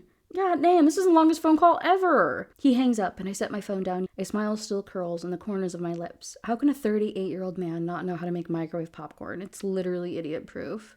I'm asking the same thing. I chuckle, my lids resting heavy and sleepy as I forget about Jay and Cole and how uncomfortable this pool table is, or how exhausted I'll probably be tomorrow. Pike drifts through my mind and everything he said, and how deep his voice was when he told me good night, Jordan, and how it gave me goosebumps spread up my arms, and how this is the third night this week he's been the last person that I've spoken to before I've fallen asleep. Bro, I don't even have words. I can't even explain to you why this shit is so funny to me. It is just hilarious. Mostly because she's dreaming. We're on chapter 8. It's Pike. He wakes up. No one's home. Cole never made it home. Jordan never made it home. He's not really sure what's going on. He's kind of weirded out by it, but he doesn't want to be like a little worrywart. And then Cole comes in. He comes through the door. Clearly hungover. Pike tells him that he needs to kind of get his act together and chill out, and like Cole keeps pushing back, and as he goes upstairs to go and take a shower and sleep it off, Pike realizes that Jordan's not with him. And so he asks, he's like, hey, where's Jordan at? Again, and shakes his head, still not speaking. Didn't you pick her up from work last night? Were you both together? No, he yawns, rubs his hand through his hair. I had too much to drink, so I sent one of my buddies to pick her up and bring her home. She probably went out for a run and you missed her. He realizes that she lied to him. So when I spoke to her last night, she wasn't with Cole. She wasn't with him at all. And she hasn't been home. Their bed's still made. Cole heads upstairs. Why would she lie about that? If she stayed with a friend, her sister, whatever, it's fine, but she let me believe that she and Cole were together, which is why I called to make sure they were both okay. Despite how much I like Jordan, I can't help the old feelings curling in my gut that I haven't felt for a long time. I don't like being lied to, especially by women. So then he goes to the bar to find her, because he's like, if she isn't at home, then usually she's working. She has to be at Grounders. So he rolls up to her place of work. She was pretty yesterday. This morning, my suspicion blurring everything. All of a sudden, I'm 20 again and wondering where Cole's mother was all night. But Jordan's not like that. She's a good girl. It just doesn't make any sense why she would say that she was with Cole when she wasn't, unless she was up to something that she shouldn't have been. So he goes up to confront her. In his mind still, he's monologuing. He says, I don't want Cole to go through what I went through with Jordan. Not like I did with his mother. What if he gets her pregnant and gets stuck dealing with a person like that? I don't want him to be fucking alone forever because he thinks he wasn't enough for her. I force my breathing to calm down. I'm jumping to conclusions. Relax. She sees me approach. Her eyes light up a little. She opens her mouth to say something, but I speak first. Are you okay? Did you have a good night? Yeah, I guess. Did you and Cole have fun? Yeah. Yeah, Cole seems to think he never picked you up. He says one of his friends picked you up, but he didn't see you the rest of the night, and you didn't come home. Yeah, I was... She stammers, flustered, and I stand there waiting for the easy, simple explanation I know will come, but it doesn't. She opens her mouth to say something again, but then it closes, a slight wince in her eyes, like she knows she's been caught. I even out my tone, trying to sound calm. Where were you all night, Jordan? Her gaze flashes everywhere but on me. Her shoulders tense and her breathing gets heavier. She can answer the question. She just doesn't want to. Jordan? Is Cole home now? Yes. Then we're both fine. The rest isn't your concern. And my house isn't a hotel, little girl. The visceral reaction. And my house isn't a hotel, little girl. Where I slept last night is between Cole and me. I keep my face straight, but all that floods my head are images of a very young and stupid me catching my girlfriend screwing some guy in the car in front of our apartment at 3 a.m. If it looks like a duck and quacks like a duck, yeah. I push off the bar and cross my arms over my chest. I honestly don't care what you do, Jordan. But I'm not stupid either. Cole may be distracted, but I'm not. Whoever picked you up last night didn't bring you home. So if you're screwing around on my son, I'll take offense to that. And then I'll ask you to leave my goddamn house. I'm not paying to support someone like that. You understand? Don't you ever lie to me. Yeah, I got it. Excuse me, please. And then she hurries away to go cry in the back room. I don't blame her. You're getting yelled at by a big scary man when you're just a sad little girl. Apparently, in his opinion, a sad little girl. He's frustrated. He's like, I might be wrong. I could be wrong, but I've ignored my gut so many times that I know better now. I thought she was one of the good ones, but I'm not going to make a fool of myself again. If she wasn't doing anything, she would have answered the question. So then he goes to leave, and Shell, her boss lady, at the bar says, screwing around on your son, your precious son. You got something to say? Your dumbass kid was supposed to pick her up from work last night after she worked a 10-hour shift. He got drunk at a party, and guess who came to get her instead?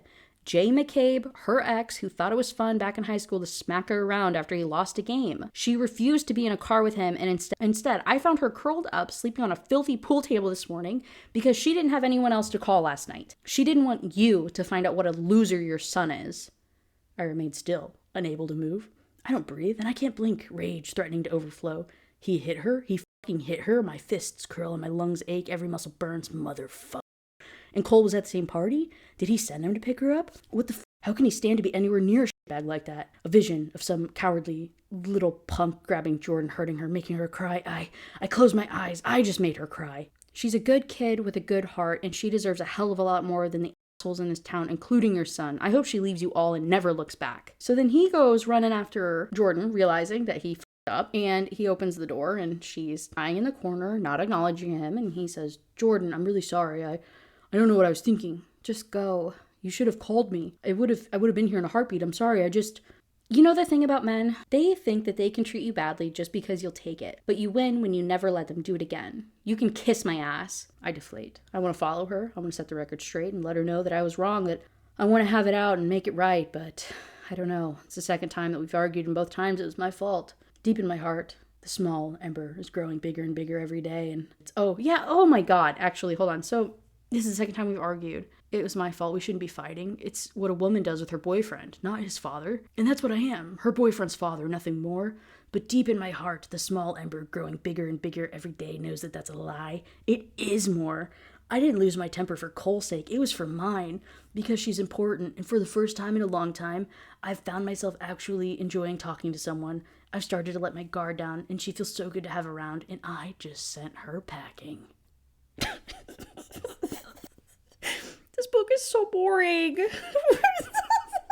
We're on 138. We're in chapter 9. I don't know what actual percentage we're at. I think we're getting toward whatever. Nothing has happened. Hey, is anybody wondering? We have read 140 pages and not shit has happened. No plot has happened. She met a dude. Her boyfriend went to jail. They moved into dude's house and dude's been a prick. There's no plot here. There's no plot. There's nothing interesting going on. He's just a douche that decides to treat her like a woman when he wants to jack off and decides to treat her like a little girl when he's inconvenienced by emotions. Back to Jordan's POV. She's confused about what's going on. How could he say that this morning? Barge into my work like he knows anything? I don't belong to him. And if he has a concern, why can't he convey it nicely? Not every lie is meant to hurt someone. I was covering Cole's ass. Yes, I understand suspicions. I get it, but he doesn't know me well, and he was concerned for his son. But how can both lost men be sucked so badly at mature conversation? I rubbed my eyes, my mind drifting back to the moment that he told me he wouldn't support someone like me and to get out of his goddamn house. In that moment, I felt unwelcome. Again, unwelcome somewhere else. By someone else. I felt like a burden, like I did with my parents and even with Cole and Cam sometimes. Why do I always let myself feel like I don't deserve better? I thought he was nice. I thought we were friendly, and I started to relax. So sad. She's just an emotionally abandoned child. She's 19, but she is like still emotionally such a little baby who just needs to be taken care of and supported properly. And instead, she's being taken advantage of by shitty, emotionally immature men who just want to suck the life right out of her and take away the light that she has in the world and the good that she brings just so they can feel better about their miserable fucking lives, and I hate it. And I'm not projecting at all. I need my own place. My own and no one else's. I need my own home that's all me, where I can feel like me and never be pushed out or crowded or unwelcome, where I feel safe. And that means I need money. Without thinking, I began walking, my legs carrying me forward down Cornell Street over to Lambert, the sky growing darker and the lightning bugs glowing in the trees above. The traffic has lessened, but it gets heavier over the next hour as I trail farther and farther toward the outside of town. Houses line the streets, as well as a few corner shops and gas stations, but there's less light out here, so I stick to the sidewalk and the welcome porch lights to the left and right. After less than an hour, I see the lights from the hook up ahead and the steadily growing parking lot full of cars. I've been here before, but I hate walking into a busy place in day-old clothes with hair that smells like smoke. Hey, again, why did I need this paragraph? Say you got an Uber, bitch. Just say you walked there. What is the point of this? I don't understand. You give me crazy details about walking down a literal road. Nothing important about it. You're just walking down a road. But then you don't give me emotionally mature people or having conversations or building actual like relationship or like romantic tension between the characters. But you're gonna make me read about her walking down a fucking street. Waste of time. She goes into the club trying to find her sister to get like a ride home. And maybe kind of considers working there, right? She's like watching all the other girls, but she's also thinking, I can't imagine seeing like my friends or my friends' fathers or people in the community that would see me and know that that's who I was. Like, this is way too small of a town to be doing that in. Like, it's just not for me. Looking out from behind the curtain and seeing elementary school bus driver or something would throw me for a loop. I don't know how she does it. So she's having all of these thoughts. But then she sees her sister giving a guy a lap dance, and she sees how captivated the guy is by her sister. And she realizes that that's where the power is. Like, that's where the sell is how much that he is so enamored by her, unable to touch her, the clench of his arms on the chair. I look up, seeing his jaw flex, taunting, teasing, captivating at his attention, and dangling something he wants right in front of him and then yanking it away because he can't have it. In this brief moment, I wonder if I would be good. The owner shows up, offers her a job again. She kind of pushes back about it, and she's like, yeah, I just don't want people looking at me like that. And he says, don't kid yourself. They're still looking at you like a piece of ass, even with all your clothes on. Your sister just makes a hell of a lot more money here. Meaning, he's like, hey, why do you think literally all of the workers at the bar that you work at Grounders, why do you think all of them are women? They come in there, same thing. I you all the time. At least here they're open about it and they at least pay you for it. He's not wrong. He's like, so the guy's like, just come bartend here. He's like, you'll do the literal same thing. You'll just make like a lot more money doing it. Like, they're gonna think of you that way no matter what you do. You might as well like get your bag. She stays with her sister that night. Over the next, I think like day or two, she stays there because she doesn't want to talk to Cole. She's upset with Cole about everything, about abandoning her again at the thing and sending Jay, and she's mad at Pike for being a piece of shit, obviously. She says, I feel a sob stretch in my throat. I can't go back there. I'd rather sleep in my car. The 3-year-old in me with pride the size of the Pacific will show him, won't I? I'll live in my broke-down car with no AC and busted door handles because I don't need anyone, right? Through my watering eyes, I smile a little as I drive my sister's car down the lane. It's not as bad as all that, actually. I have my dad's house. My stepmom may not want me there, but they won't turn me away. It won't always be like this. So bringing up the dad's house and being like, oh, I always have my dad's house to go to. I always have my stepmom's to go to. A 2-part thing of why it gets brought up. It gets brought up so that people can't be like, oh, it's a power dynamic thing. Like, she's only dating Pike because she has to live with him and this is what she has to do. Like, he's grooming her. I'm like, yeah, bitch, he still is. No, but like, she could move into her dad's house. Like, she can move in with the dad and stepmom. So that means that she's like a willing participant in this power dynamic relationship. And it's her choice. Like, she's consciously making this decision. No, she's not. She truly is not. Y'all are fucking high. I don't care if she acknowledges that or says that. Her whole point is feeling like a burden. She's not going to go and feel like a burden and go and feel like a piece of shit back at her parents' house. You are kidding me if you're going to use that as an excuse to justify what is happening and to make it sound like that makes it okay. I think that's the only thing that it's there for. Is like, she has options, which is so stupid. Sorry if that voice is annoying. So she packs up her clothes. She's getting everything together. She's like trying to throw everything into her sister's Mustang to like drive over to her dad's house because she is going to go stay with her dad. Jordan, he stops her. Looks like he's been outside. He's sweating. He looks all hot, and she's checking him out. I just need to get my stuff. Jordan, look, whatever, okay? I shouldn't be here anyway. It's not like Cole's here half the time either, so just let me cut my losses and get my shit. Where will you go? My dad's house in Meadow Lakes. I'm not your problem, okay? I moved to head up the stairs again. Please. Come here for a minute. I have something that I want to show you. Just for a minute. She goes outside. He made her a garden in the backyard because she always wanted one, I guess. And Jordan, I was an asshole. I jumped to conclusions because I had it bad and I'm old and jaded. I expected gutter behavior from everyone. But it was me with the gutter behavior. You're different. Gutter behavior? What the fuck is gutter I understand, like, obviously understand, like, the implication of what gutter behavior is. But I have never heard that term before. But it was different. I had the gutter behavior. You're different, and I really f***ed up. It won't happen again. I can't believe I said those things. I want you to stay. I like having you here. It's nice coming home and having life in the house. Having people to talk to. It's nice having help, and you shouldn't have to be sleeping on a fucking pool table. You'll stay as long as you need. Do you understand? I don't want you to leave. And then she goes to the garden, and she's like, oh my god, this is so beautiful. He busted his to try and to do this for me, and this is the nicest thing that anyone's ever done for me. Baby girl. That's so sad. So in the cycle, and hey, we can be like, he's not abusive, he's just trying to earn her forgiveness. Fuck off. So in the cycle of abuse, and the cycle of an abusive relationship, if you are unfamiliar, God bless you, is everything will be nice, right? When you start up at the top, everything's nice, everything's great. The mask falls. They get in a fight. You see them for who they really are, and they're really, really shitty. You go through this like breakup bottom swing where you're like, wow, this person really, really sucks. I'm gonna leave them, right? Up until they do something really, really nice for you that makes you feel like you're crazy. Like, no, they really didn't mean it. Like, I must have overreacted. Like, I'm the problem. They're actually really good, and I caused them to act out and to lash out at me, and it'll never happen again, and it was just a big misunderstanding.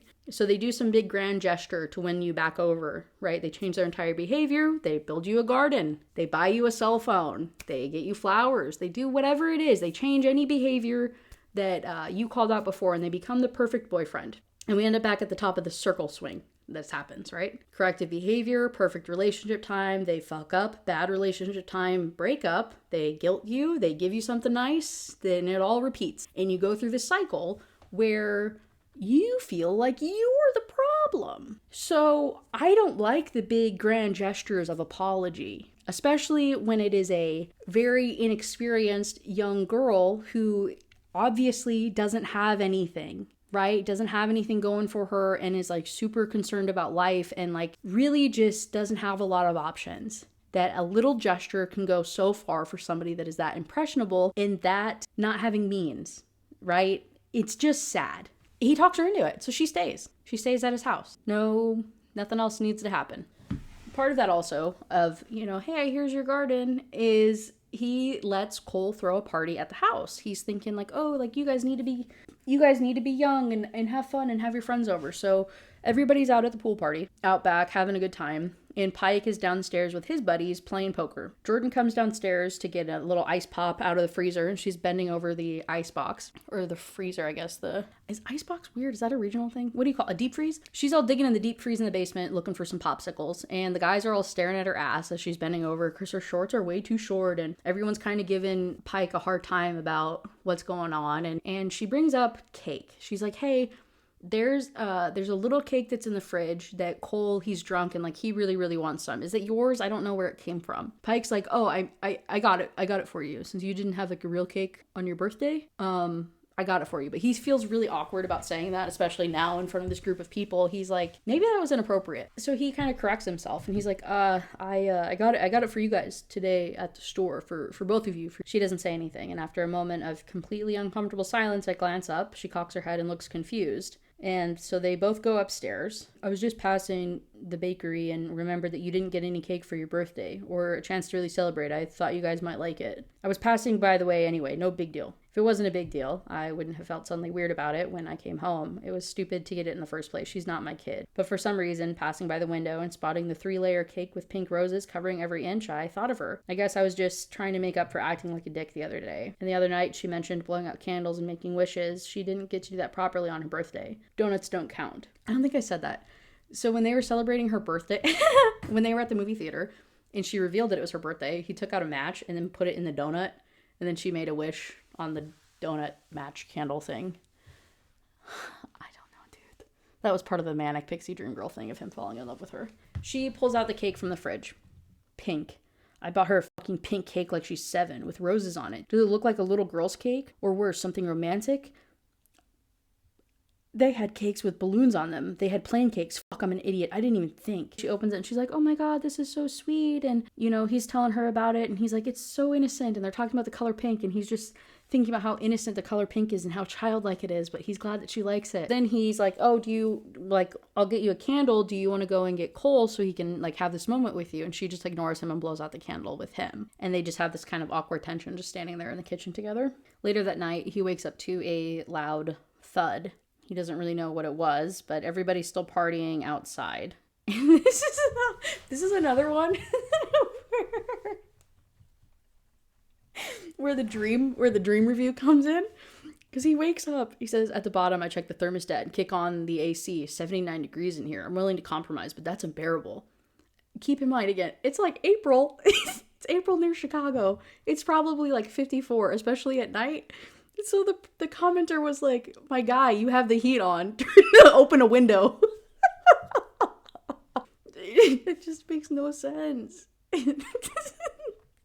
Anyway, so he goes into the kitchen to go and like look through the window, I guess, and see the backyard and see that they're all partying and still in the pool. And Jordan comes in. They end up cutting some watermelon together, having some weird bonding moment. And he's like, God, she's beautiful in her wet bathing suit. There's just a lot of tension. And she's like, you're still young, still look energetic. Why don't you go out more? He says, I like my boring life. Most women don't. Maybe girls don't. I find you far from boring. You should go out more. There's a shortage of men in this town. Too many boys. And then he sees one of the girls outside and he's like, should I go after her? She's too hot for you. Oh, you think I can't keep up? I've been around the block a few times, you know. Several times by your age, I'm sure. You need a nap. And then he cuts himself with the knife and she's like, oh, I'm sorry. Here, come here. And she fixes his knife and it's a whole wound cleaning scene. And so then she's like, yeah, do you want me to set you up with my friend? Like, I can, I guess, if you want that. I just didn't think you'd be into her. And he's like, she's not my type. Well, what do you like? Women old enough to drink, for starters.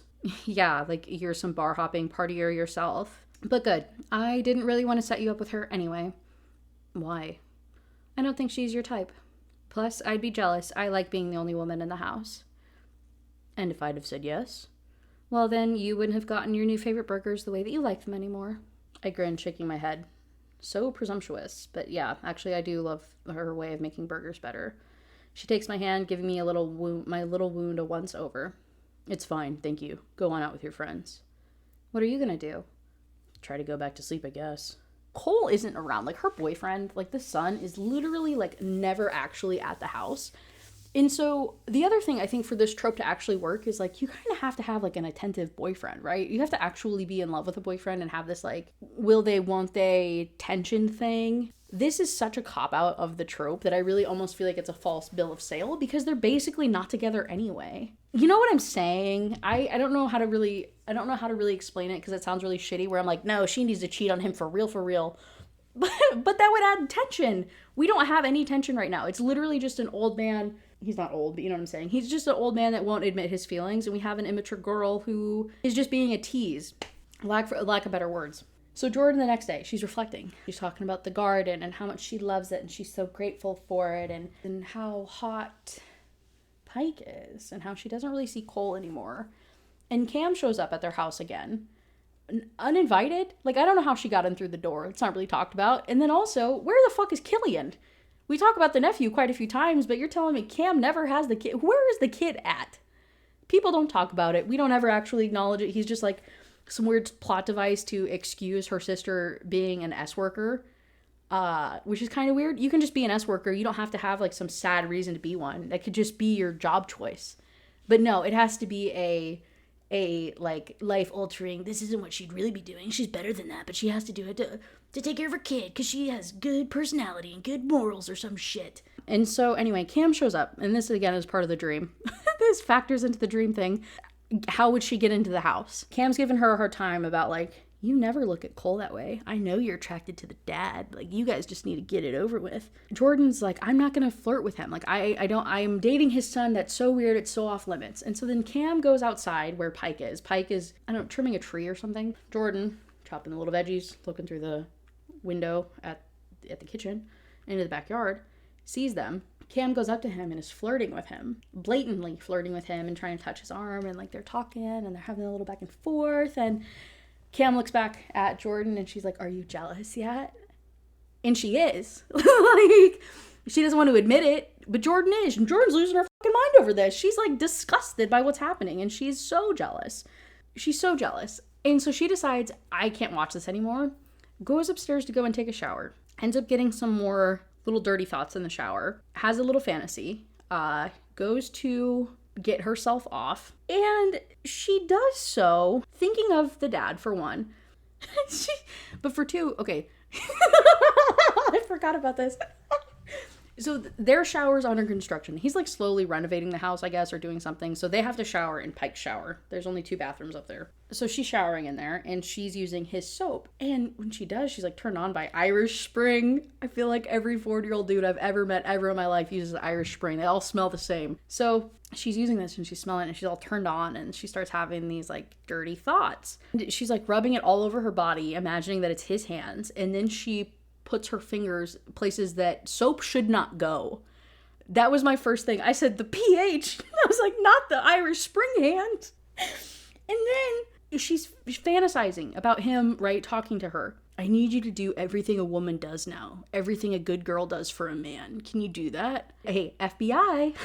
Hey, got someone for you. What the fuck is that? And then she says, reaching behind me, I grab a loofah and I slide it between my legs. The netting chases in a way that sends me over the edge. And it's his loofah. She just came on his loofah. Y'all gave this 5 stars. What is happening, dude? She just on his loofah. Climbing out of the shower, I bury it under tissue in the trash can to make a mental note to get him a new one next time I'm out. And some different body wash, I think, too. You horny bastards. We're back to Pike's perspective, and he and Jordan are at Home Depot picking up some stuff and more projects for him to make the backyard like her dream place. And he kind of lost her, so he's looking for her around the store, and again, he sees her and he thinks farmer's daughter and exactly my type once upon a time. She's looking at backsplash. Remember, that was the one thing that she wanted to add to the house for it to be perfect. So he sees her eyeing this and she's like, this one reminds me of you. He's like, what? I didn't mean it like that. It reminds me of a cave. You're a cave. You don't give up all your secrets at once. Who knows how deep you go, right? I mean like on the inside, like your personality. I didn't mean it like, ugh, I'm gonna go drool over bathroom fixtures now, bye. Ew, what the fuck just happened? So then she scurries away. This is the shit, like, that is something a little high school girl who, like, doesn't know how to talk to a man would say, or, like, a really awkward, childish banter, where I'm like, I don't think that's cute and quirky. That's not cute and quirky sexy. That's cute and quirky, she needs, like, 5 more years to cook. You know what I'm saying? To, like, mature here. So she runs away, and a young man in an orange apron steps up out of the corner of my eye. So what do you think? We'll start off with 3 boxes of this. See how it looks. He moves over and starts unloading the boxes. Wise choice. Happy wife, happy life, right? Happy wife, happy... I watch him pull out the box and carry it away, the pulse in my neck suddenly throbbing. He thinks she's my wife? A smile pulls at the corner of my mouth, and I'm not exactly sure which emotion is filling my chest right now, but it feels good, and there's a lot of it. Oh, my God. So later that night, Jordan is working, Cole's out partying, and Pike is watching HGTV, as per suggested, so he could learn about backsplash like Jordan wanted him to. And he's kind of reflecting about Cole and how they really don't see each other. He's like, I don't understand how they're in a relationship. Like, they literally never even talk or see each other, which is great because I don't have to hear them fuck. But also, I feel kind of bad for them. So as he's having these thoughts and kind of thinking how much of a shitty person that his son is, because his son is clearly spending all of his money on partying and not helping around the house and not saving money for them to move out, he gets a phone call from Dylan Dutch, from Dutch. I was going to get there eventually. From a Dutch. And he's like, hey, you need to come out here. You need to come to Grounders right now. Like, right now. Because Jordan's misbehaving, you could say. And he's like, what the fuck are you talking about? And he's like, Jordan's misbehaving. Like, I can't explain it. You have to get here right now. So he does. He goes out to Grounders. While he does, though, he goes to throw something away, and he finds the wet t-shirt contest flyer that Cam had left for Jordan. She's thrown it away. He sees it. He gets kind of like a weird vibe about it, like really thinking that she's trying to work at the hook. So he feels kind of weird about it. He's not really happy. He's kind of pissed off that Cam would, like, pimp out her sister is the term that he uses. He's not cool with that. He says, I like the kid. I don't want her to feel like she needs to do this shit to make money. I'm not rushing either of them out of my house, am I? Stop calling her kid, for the love of fucking God. Please stop calling her kid. We cannot keep doing this. We cannot keep... This is not cool. We can't. Please. Sliding my phone into my pocket, I grab my keys and shut off the lights before leaving the house. I don't need the know that either. I don't need to know that. It doesn't matter. Then he says, taking a deep breath, I pull open the door and nearly wince at the noise. Hard to believe this was exactly my scene once. That's an okay extra filler sentence? I don't need to know that you grabbed your keys and turned off the lights. I would have assumed. Anyway, he goes inside. Jordan's wearing a corset. It's like a theme night that they do on Thursdays. She's not even scantily clad. I think she's wearing jeans. She's just wearing a corset and she got her yitties out, you know? But Jordan's never done it before. He goes on, that's what shocked me. I thought you should know. Why the fuck would I want to know? Yeah, sorry. He turns away, mumbling into his glass. You seem like you couldn't care less. I shoot him a sideways glance, hearing the laughter in his words. And so she comes over and he says, what the hell are you wearing? It's a corset, Pike. It's fine. They're all looking at you. That's the point. Jordan. This is a small town. What if your father were to walk in? He doesn't come in here, and neither do you normally. Besides, I'm not stupid. I wouldn't take part in something I thought would humiliate me. What are you even doing here? I thought you would be sitting the bachelor party out because there needs to be at least one sober person at work tomorrow. And so he, not liking being talked back to, whips out the crumpled up flyer for the wet t-shirt contest, and she says, where did you get that? If you need money, I'll lend you whatever you need, okay? She stops. She gets pissed. She's like, I don't want shit from you. She says, I would rather eat from a dumpster than take money from you. I hate to break it to you, but you already do. You live in my house where you pay no rent or utilities, young lady. I cook and clean for you. I pay my way, you arrogant prick. All right. You're right, okay? Jordan, men will get ideas. They'll think they have a free pass and they can touch what belongs to my son. You're embarrassing him. Your son? Well, you just missed him, actually. He already saw me, and he doesn't care, Pike. He thought I looked good, and then he left with his friends. He doesn't care. Well, I care. The words are out of my mouth, and before I can stop them, I freeze. Almost too afraid to breathe. Oh, shit. What did I just say? Jesus, fuck. It really says Jesus, I promise. Jesus, fuck. She's grown, isn't she? And if her boyfriend doesn't mind, then who am I or anyone to take stake in to what? And if her boyfriend doesn't mind, then who am I or anyone else to take an investment, to stake an investment in her decisions? It's not my place. Why would they phrase it that way? You're special, Jordan. You know that, right? Hey, grooming 101. That's like one of the top phrases that motherfuckers will say to you. You're mature for your age. You're special. You're different. You're unique. You're not like other girls. Don't say that. That's creepy and gross. She's like, it's just a corset. They have this back and forth. And he's like, yeah, and then it'll be just a wet t-shirt contest and just a job at Hook, right? You're not working at Hook, I tell her. And you're not my dad. Oh my God. He follows her. After this like confrontation at the table, she walks away. She's like, dude, fuck off. I don't want to hear you. I don't know why you're even bringing up this whole t-shirt thing. And he says, don't do things outside of your nature because of money. You're perfect the way that you are. Don't change. It's just a corset, Pike. Yeah, and then it'll be just a wet t-shirt contest and just a job at the Hook, right? She rolls her eyes and turns around, continuing to work. Again, middle of her shift. Middle of a busy night at the bar. But I follow her, hefting the case up on my shoulder.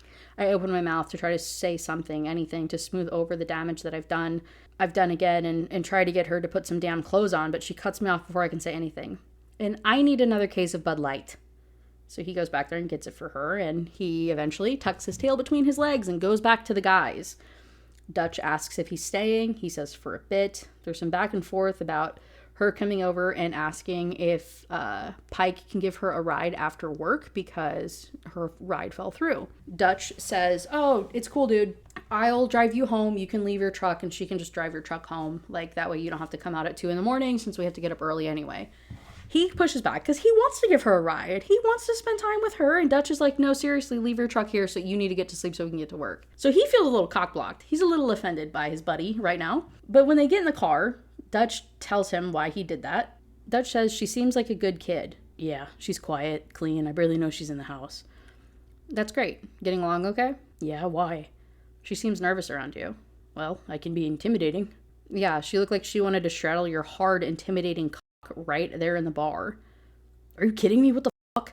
Oh, please. You're telling me you didn't see her fidgeting and biting her lip at just the sight of you when she brought you your favorite beer? She was like a puppy with her tongue hanging out of her mouth. Don't talk about her like that. That's my kid's girlfriend, man. Come on.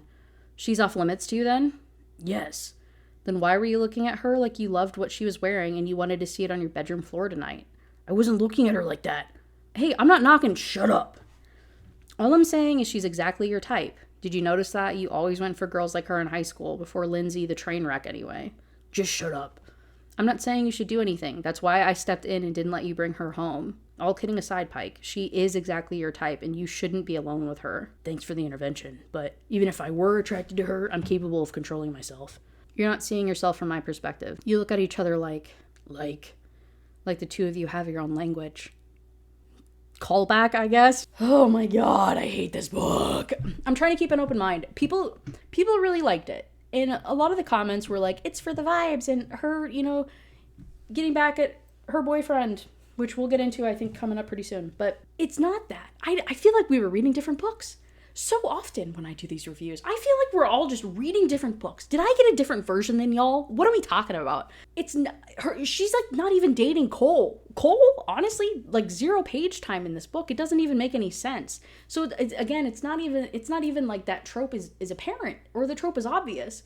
It's just said in passing in a couple sentences every now and then when he wants to justify not being attracted to her or not wanting to do something and that being his cop out. It's a forced trope from one random sentence per chapter. I'm just being told that that's the trope that's going on. I'm not being shown that. I'm not being shown that she's in a loving, happy relationship with her boyfriend and is off limits to him. It's poorly written. How do y'all like, what vibe are we going? Are y'all just like writing a story in your own head? Are y'all just reading this and you're just like, imagining something that's a lot greater? Because I can't do that. I can't see pictures when I close my eyes. I'm one of those people. I only see black. So what happens on the page is what happens in my head. I can't play that game. If she says dumb shit, all I have in my head is dumb shit. So I'm gonna give it a 2 or a 1. I haven't decided yet what I want to give this book. But like, how are y'all reading the same shit and getting 5 stars out of this? I'm not joking. I want to know. That's all I'm seeing. That's literally all I'm seeing in this. I don't get it. So we cut to the next chapter. She's driving Pike's truck home. She pulls in. Cole's home for once. He's like literally never home. This is the first time that he'll see her for a while. And she's not upset about it, but she's definitely not really looking forward to it because she just wants to relax and go to bed and things are feeling kind of weird anyway. But when she goes inside, it doesn't matter because Cole is in the pool in the backyard fucking a girl. In the pool. At the house that they live in together. And so she goes in the kitchen and she sees this and she just watches and is just like dying inside watching this happen. And Pike, I guess, woke up from her opening the garage door or something. So he comes downstairs and he's like, hey, like, what's going on, Jordan? How's it going? Sees that she's staring at something. So then he turns to look and he sees his son having sex with another woman. And he gets pissed because, again, cheating is like a sensitive thing for him. So he's like, what the fuck, dude? What is going on? So he pulls Jordan away from the window. They go out to confront Cole. Pike is yelling at him. He's like, dude, what is your problem? What's going on? Cole says, I thought she was at work until 2. So doing it behind her back is okay? He's like, no, I can handle this. I cut them both off. And so the other girl gets out of the pool and goes to, scurry away. And Cole says, I'm really sorry, Jordan. It's been going on a while since your last birthday party. I've known you a long time and we both needed each other a lot when it started, but you were always going to move on. You know that. So why did I come here at all? Why keep me around? You weren't supposed to be like him. He looks up knowing exactly who I'm talking about. Jay was a piece of shit. Not Cole. Cole knew what I went through. Was he trying to hurt me? In our bed too, on the nights when I was working? His silence tells me that I'm right, and a wave of anger suddenly hits me. Did Pike know that Cole had her over? Or maybe other girls over? But no, I stopped myself, the knots in my stomach unwinding a little. He seemed as shocked as I was. Then Cole says, okay, well, I'm gonna move out with Elena. I'll go stay with my girlfriend. You stay here with my dad. Sorry, I was kind of a dick to you, but like, I'm gonna go move in with her and you can just stay here until you get on your feet. Acting like he's doing her a favor.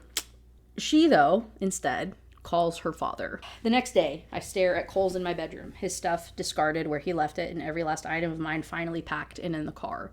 So this time around, she is actually going to move out, right? Because the first time Pike was able to talk her out of it and she still had a relationship with Cole to kind of like justify a little bit. But now, if Cole is not going to be there at all, she now especially feels personally that she has no business being in that house. She doesn't want to owe Pike anything, and it's already kind of awkward between them anyway, and she just doesn't want to be a burden. She's already burdened enough with the excuse of a boyfriend, but now just being her makes no sense. So she packs her shit, she's about to leave, she loads everything into her VW Beetle bug thing that is still not running, by the way. By the end of this book, I still don't think that bitch ever ran. I don't think they ever actually fixed it. I think she was still getting rides from people. She packs all her stuff in this car, and Pike runs into her again. And he's like, what are you doing, Jordan? You can't move out. You can't do that. Like, Cole fucked up, but like, you can stay here. Like, you're welcome.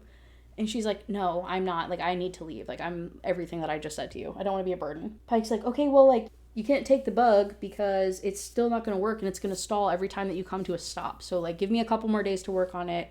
Let me drive you over to your dad's house. So he does. He drives her to the trailer park and he's judging it because it's a very rundown old trailer park. And if you've ever been in one, you understand some of them are much more terrible than the others.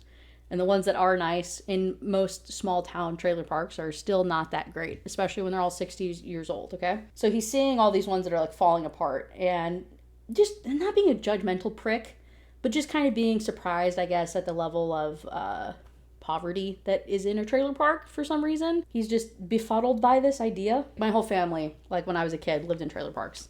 This is coming from small town trailer park experience, okay? He's surprised by it though. He's like, oh my God. So they go inside. He's gonna carry boxes in and he sees the way that his stepmom talks to her and these other women, and her bed was gone. They like sold her bed out of her bedroom and some other shit, and her stepbrother's being creepy toward her, and he's like, you're not staying here. He pulls a Knox Morgan. If you've watched any of my other videos, he pulls a Knox Morgan. He says, you're not staying here. Takes her shit, forces her back into his truck, and drives her back home. So then she has to stay with Pike at his house. So they get back to his house. And they come to new terms. I'm a tenant now. Essentially. And while the end goal is to live here and save money for my own place eventually, I can't live off of him like I was. Maybe I could have made excuses when I was Cole's girlfriend, but now this needs to be fair. So she wanted to pay money. Like she wanted to put like a bill in her name or something. And eventually he bullied her into letting her pay for the gas bill and the grocery bill. He did make me promise not to replace his snacks with anything organic or fat-free, which I agreed to. And he catches me sneaking in fair trade coffee and almond milk. I'll just tell him I forgot. Again, hey, how are you possibly affording fair trade organic almond milk on a bartender budget in a small town bartender part-time thing while you're in school?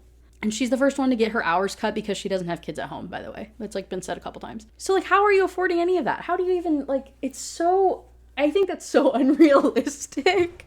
And then again, might just be me being a dick. I don't know. He's probably going to Aldi, but still, that's crazy to me. She moves in, they make a deal, talking about how she doesn't want Cole. She would never take him back. Oh, and then they talking about how Cole, kind of messed up and she would never take him back even if he did apologize. And then she's having some back and forth unpacking and Pike starts yelling for her. And she rushes downstairs and it's raining again and the river's about to overflood and the town has called all of the people to help do sandbags. And so they get in his truck and it's another like outdoor getting grimy, like she's a baddie, I guess, scene where she's helping out with everybody trying to save the town from the overflooding river. They get all muddy and dirty and then they go mudding afterward. Earlier when it rained, the other time, she talked about how she had never been mudding. And so he decides to take her there. And that is the most Midwest shit I've ever read or Southern. I guess it's Midwest and Southern. Which, in case you're unfamiliar, it's literally just when there's mud, you take a truck and you just go whip it around in circles and you just get mud all over your vehicle. I'm sure you've seen them. It's a big deal in this area for some reason. I don't get it. But they go and they're all giggly and then she drives and then they just have some cute banter and then they get home. I feel alive. I've never laughed this hard in my life and she just makes me feel so young again and I'm doing things that are so spontaneous and fun and youthful. And that's why I like her, because she's just youthful. So after they go mudding, right? Obviously, I've said mud so many freaking times in the last 3 minutes. Deal with me, please. After you do that, they had the windows rolled down, which I guess some people do. So then you get the interior of your car all dirty and you get it all over you as well. So when they come home, they don't want to track mud through the house. So they go around back and they get the hose and they're hosing each other off. And they end up taking their clothes off and kind of rubbing it off of each other and having this like tension building moment where it's like, oh, we're like finally touching and they're kissing. And when they pull away from the kiss, he pulls away. He says, Jordan, I know, I'm sorry. You're just out of sorts. You miss Cole and I just happen to be here. It's okay. That's not why I was apologizing. I'm sorry because this isn't the first time that I've wanted you to touch me. And his gaze freezes on me. He holds my eyes, unmoving except for the rise and fall of his chest, and I have no idea what's going through his head right now, but I don't think I'm sorry. No more excuses that this is about me being distraught over Cole. The attraction was already there. He slowly lets his fingers fall from my chin, both of his hands balling into fists, and he clenches his jaw, suddenly looking angry. On reflex, I take a step back, but I don't get any farther. Grabbing my waist, he holds me into him, snaking an arm around me and gripping my jaw in his hand between his thumb and forefinger. I gasp, loving the feeling of his body hard against mine, but scared too because he looks so mad. No. Do you understand? It's not happening. You're not getting that from me. Tears fill my eyes, but I can barely see him anymore as my body shakes with a silent sob. His arm is like steel around me, and I can feel the heat of his rage coming off of his skin. He shakes me. You want to get laid? Then you go hunt somewhere else. I suck in air and twist away from him, pushing my body away. He's right. What am I doing? Why would I do that? I feel so stupid, and I crouch down, quickly gathering up my shirt and shoes. But I wasn't imagining it, was I? Like, there was something between us, and it didn't come from him as much as it came from me. Did I just see what I wanted to see? I want to scream. Tears stream down my face, and he still stands there glaring at me. Go to your room. I break out in a laugh, the bitter sound dripping with disbelief. Go yourself. I stand up, hardening my voice. I'll find another bed tonight, thank you. Anyone will do for a slut like me, right? I whip around and run for the back door, but he grabs the inside of my elbow and hauls me back into the wall of his chest. I drop my shirt and shoes as he forces us toward the wall of the house. I shoot out my hands, crashing into the siding. I shake, sucking in a short, shallow breath as my heart races and my blood runs hot under my skin. What the? He reaches around, taking my face in his hand and his hot breath in my ear. Don't threaten me with shit like that. If you want to act like a brat, then maybe you should be grounded like one, huh? I almost laugh through the tears drying on my face. By all means, I'm dying to see how you try to control me. You can't even get Cole to do his chores. And when was the last time a woman got hot in your bed? You're not even a man. He growls and slams his palms into the house in front of me. I jump. The next thing I know, his hand is in my hair and my head is being twisted to the side as his lips crash down into mine. Hey, what the fuck was that? And then they're like making out, and he's like, we can't do this, Jordan. And she's like, I know. And then they just keep kissing. He says, you need to not fight me. I'll tell my sister tomorrow and I'll be more than fine. You don't have to worry about me. I never should have stayed. Suddenly he grabs the backs of my thighs and lifts me up, forcing my legs to wrap around him, planting me against the wall. You're not going anywhere. And then right as they're like about to do more and like take each other's clothes off and stuff, Cole comes home. So Pike has to talk to Cole. She scurries around the corner and kind of hides, and Cole came to get more stuff, so he's glad that Jordan's not there. And then he goes away, and then they kind of have their shame, I guess, that comes barreling back into them. But I'm like, that was scary. I don't care if you want to call that was dubious. That was dubious consent, Kaylee. Obviously, she said she was into it. I don't fucking care. That was scary. It was dubious consent until he slammed his fucking hand into the wall next to her head. If you want to say like, oh no, it was like flirty banter, like whatever. My God, that was violent as fuck. You can't just be doing that. Like, you gotta have like you gotta talk about some of that stuff. You gotta have some boundaries established. You can't just be going slamming people into stuff and then be like, oh no, she said it was okay. No shit, she probably thought you were gonna kill her, dude. She's 19, alone in your house, and you're a big man. All you talk about is how big you are compared to her. Obviously, she's gonna be doing whatever. He obviously, again, had his shame come crashing back down to him, and he's like, he doesn't treat you right. And he should, Pike says, his face reddened with guilt. But this can't happen, Jordan. I pressed my teeth together, tears lodged in the back of my throat. I know. Chapter 16 from Pike. We're almost done. No, we're not. We're 51%. Fuck. Chapter 16 from Pike. So the next day, he wakes up feeling guilty as shit. And so I have it highlighted from his chapter, some of his thoughts that he has throughout the day as he's going about it and realizing some things. He says, I need to get laid. That's all there is to it. Jordan isn't special. She's not. She's a hot young woman living in my house and constantly in my face, walking around in her short shorts with her long legs, perky ass, and lips that taste like fucking peach. It's like putting a steak in front of a starving pit bull and saying, don't touch. God, if I called her in here right now, would she come? I'm tempted to take back what I said last night. I want back what I had in my hands that much. That sentence is crazy. And then he thinks to himself, Christ, she's a kid. If she were 2 years younger, I could go to prison for what I almost did to her last night. So he goes downstairs, he runs into her in the kitchen, and she's trying to scurry away, and they're having a little bit of back and forth, and he's apologizing for it being weird, and she's apologizing for it being weird, and he says, you're a beautiful girl, Jordan, but you are just a girl. She's like, my hands were on you too. Like, I'm just as guilty. Like, I wanted you too. I stare at her, the empty space, making me suddenly want her back. Don't say things like that. Thinking to himself, if I know you want it too, how will I be able to resist you? She has made it abundantly clear multiple times, both like vocally and physically, that she wants you, bro. And commit. Again, I say this with my whole fucking chest. If he wasn't an abusive prick, if he chose to treat her as just a child or as just a woman, it would be okay. Treat her as a child, stop being creepy, or treat her like a woman and talk about fucking her, bro. I don't care. But you can't keep doing this wishy-washy bullshit about being a child, and also, like, you can't do this in the same paragraphs, my guy. I hate that. I hate it. So after their weird conversation in the morning, he is hanging out with the guys, and they're having some back and forth talk, and they're giving him a hard time about Jordan living with him, and, you know, it must be nice to have someone there that cooks for you and does all this other stuff. And he thinks to himself, I need a date. I'll just twist, wind, and mold what happened with Jordan last night into some 6-minute fluke under the full moon and go back to being her, like, elder and shit. Just a responsible adult that she relies on for guidance. That's it. She's not a woman. She's not experienced in the world, and I'm not the man who's going to marry her or give her kids. I have no right to her. He comes home from poker night, and he sees her coming out of the creepy neighbor guy's house, the one who was, like, watching her when she was mowing the lawn. And he's like, what the fuck were you doing over there? She's like, he asked for a babysitter. I'm babysitting his kids tonight. And he's like, I don't want you in that house. He's going to come home drunk, and he's going to try and make a move on you, and I don't want that. You can watch his kids at this house. Like, you can bring them over here. She's like, you need to just relax. You had a long day at work. Like, I'm not going to bring them over here. And he's like, bring them over here. They can swim in the pool. So they do. And then it's this cute family scene where Jordan and Pike are taking care of these 2 little tween kids, and, or no, what is it? It's like 10-year-old and this 2-year-old, and they realize they could be a family. He sees Jordan, and he's like, oh my God, she really is wife material. She would be such a good mom. Maybe I do want to marry her. Ew.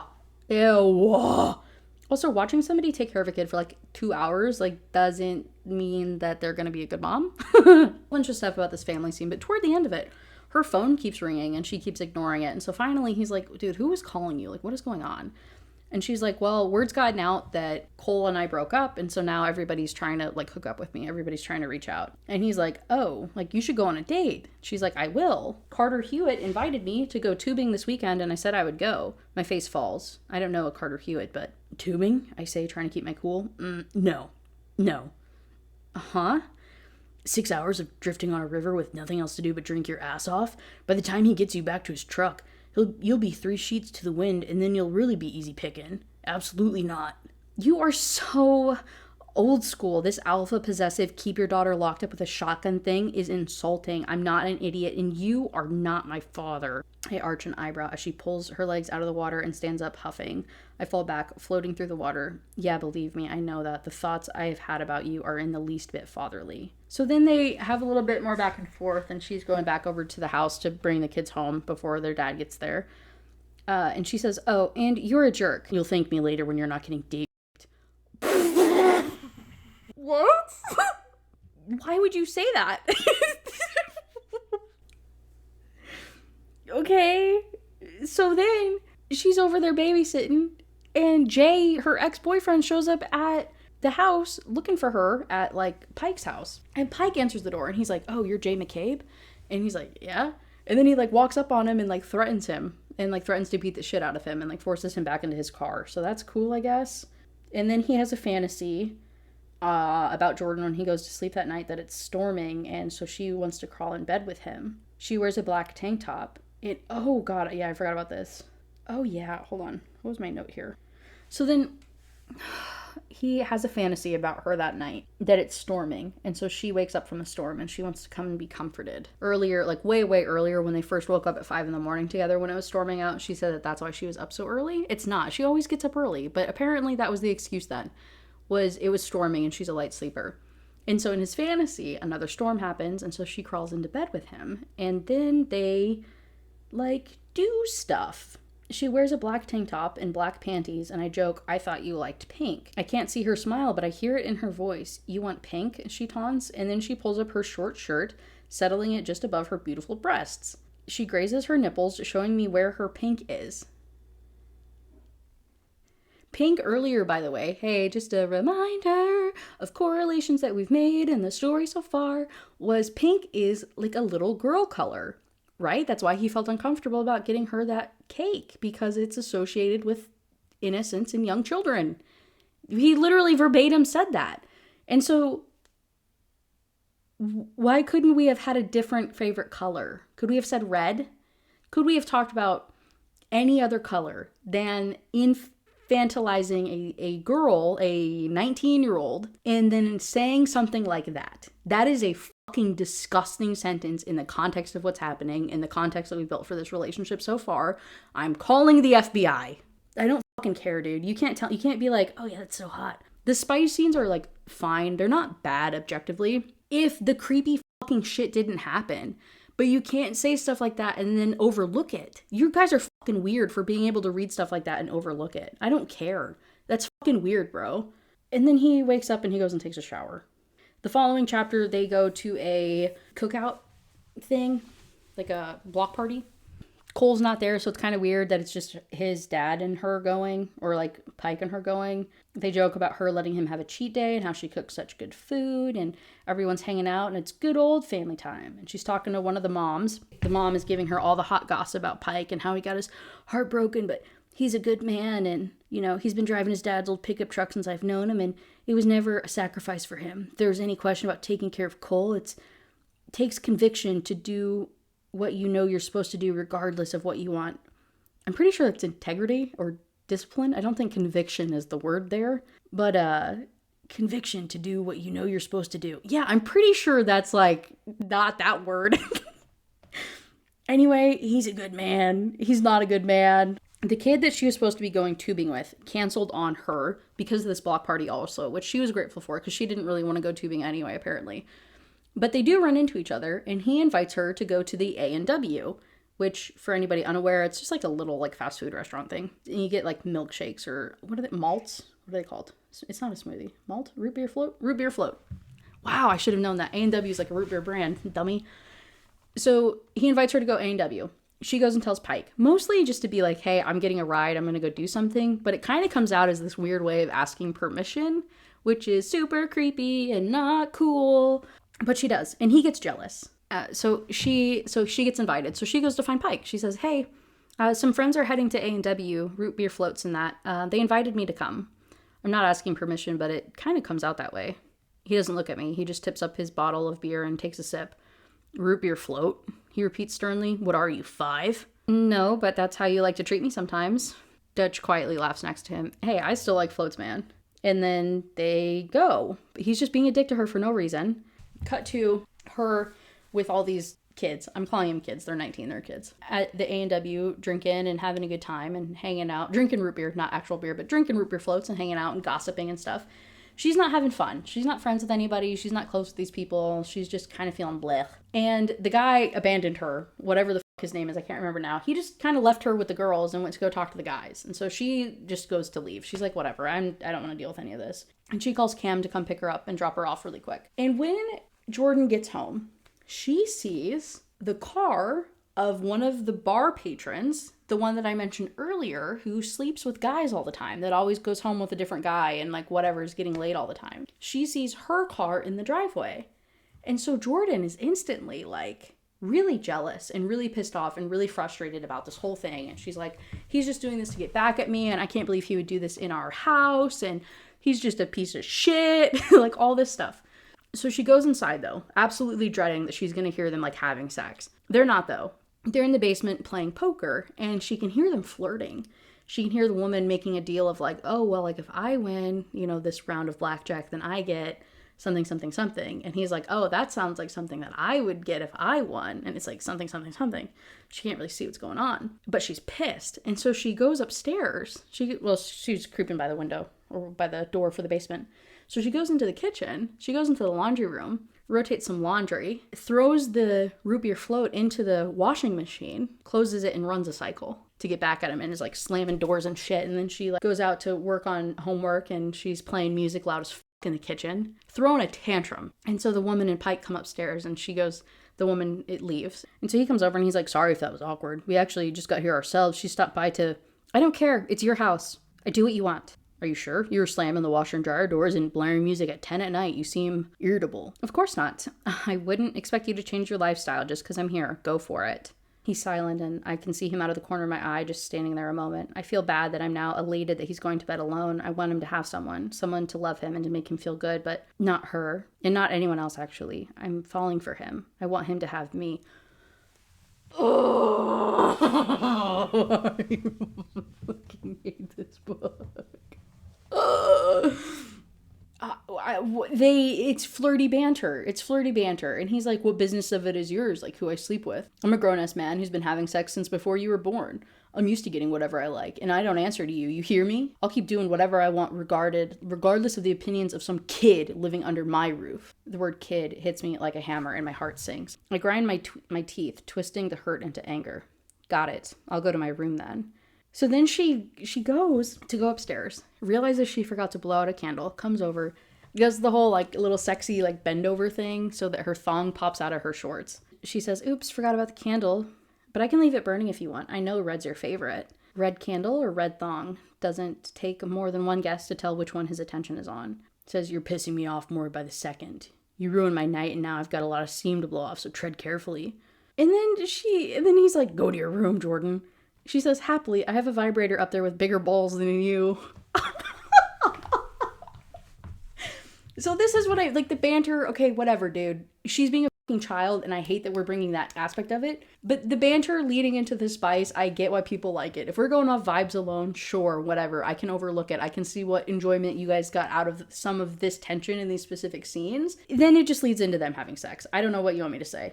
There you go. I don't want to read about it, except for the fact that he picks her up and he says, I gasp as he puts his hands under my arms and lifts me off my feet, bringing me face to face with him like I'm 5 years old. And all of a sudden, I don't give a fuck about your vibes about these spicy scenes.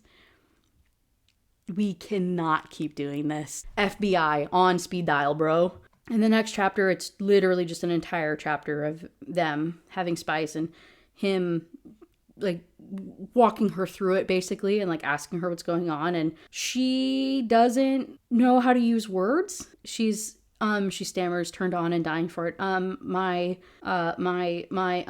When he asks her what she wants him to do to her, her response is stuttering and mumbling and not being able to vocalize it, which I think is supposed to again be some like quirky thing, or like he's caring and he's like trying to talk her through it, but instead it comes off as if he is with a child. You know what I'm saying? That's not hot and sexy to me. I don't get it. And I know I'm beating a fucking dead horse. That's how I felt reading it. Okay? It was like just getting beaten over the head with this idea that he is in love with a child. That's the entire chapter. We've known each other less than a month, but I feel like she's always been there. Like I was saving that side of the bed just for her. I don't know if I love her, but I've never wanted anything or anyone this bad.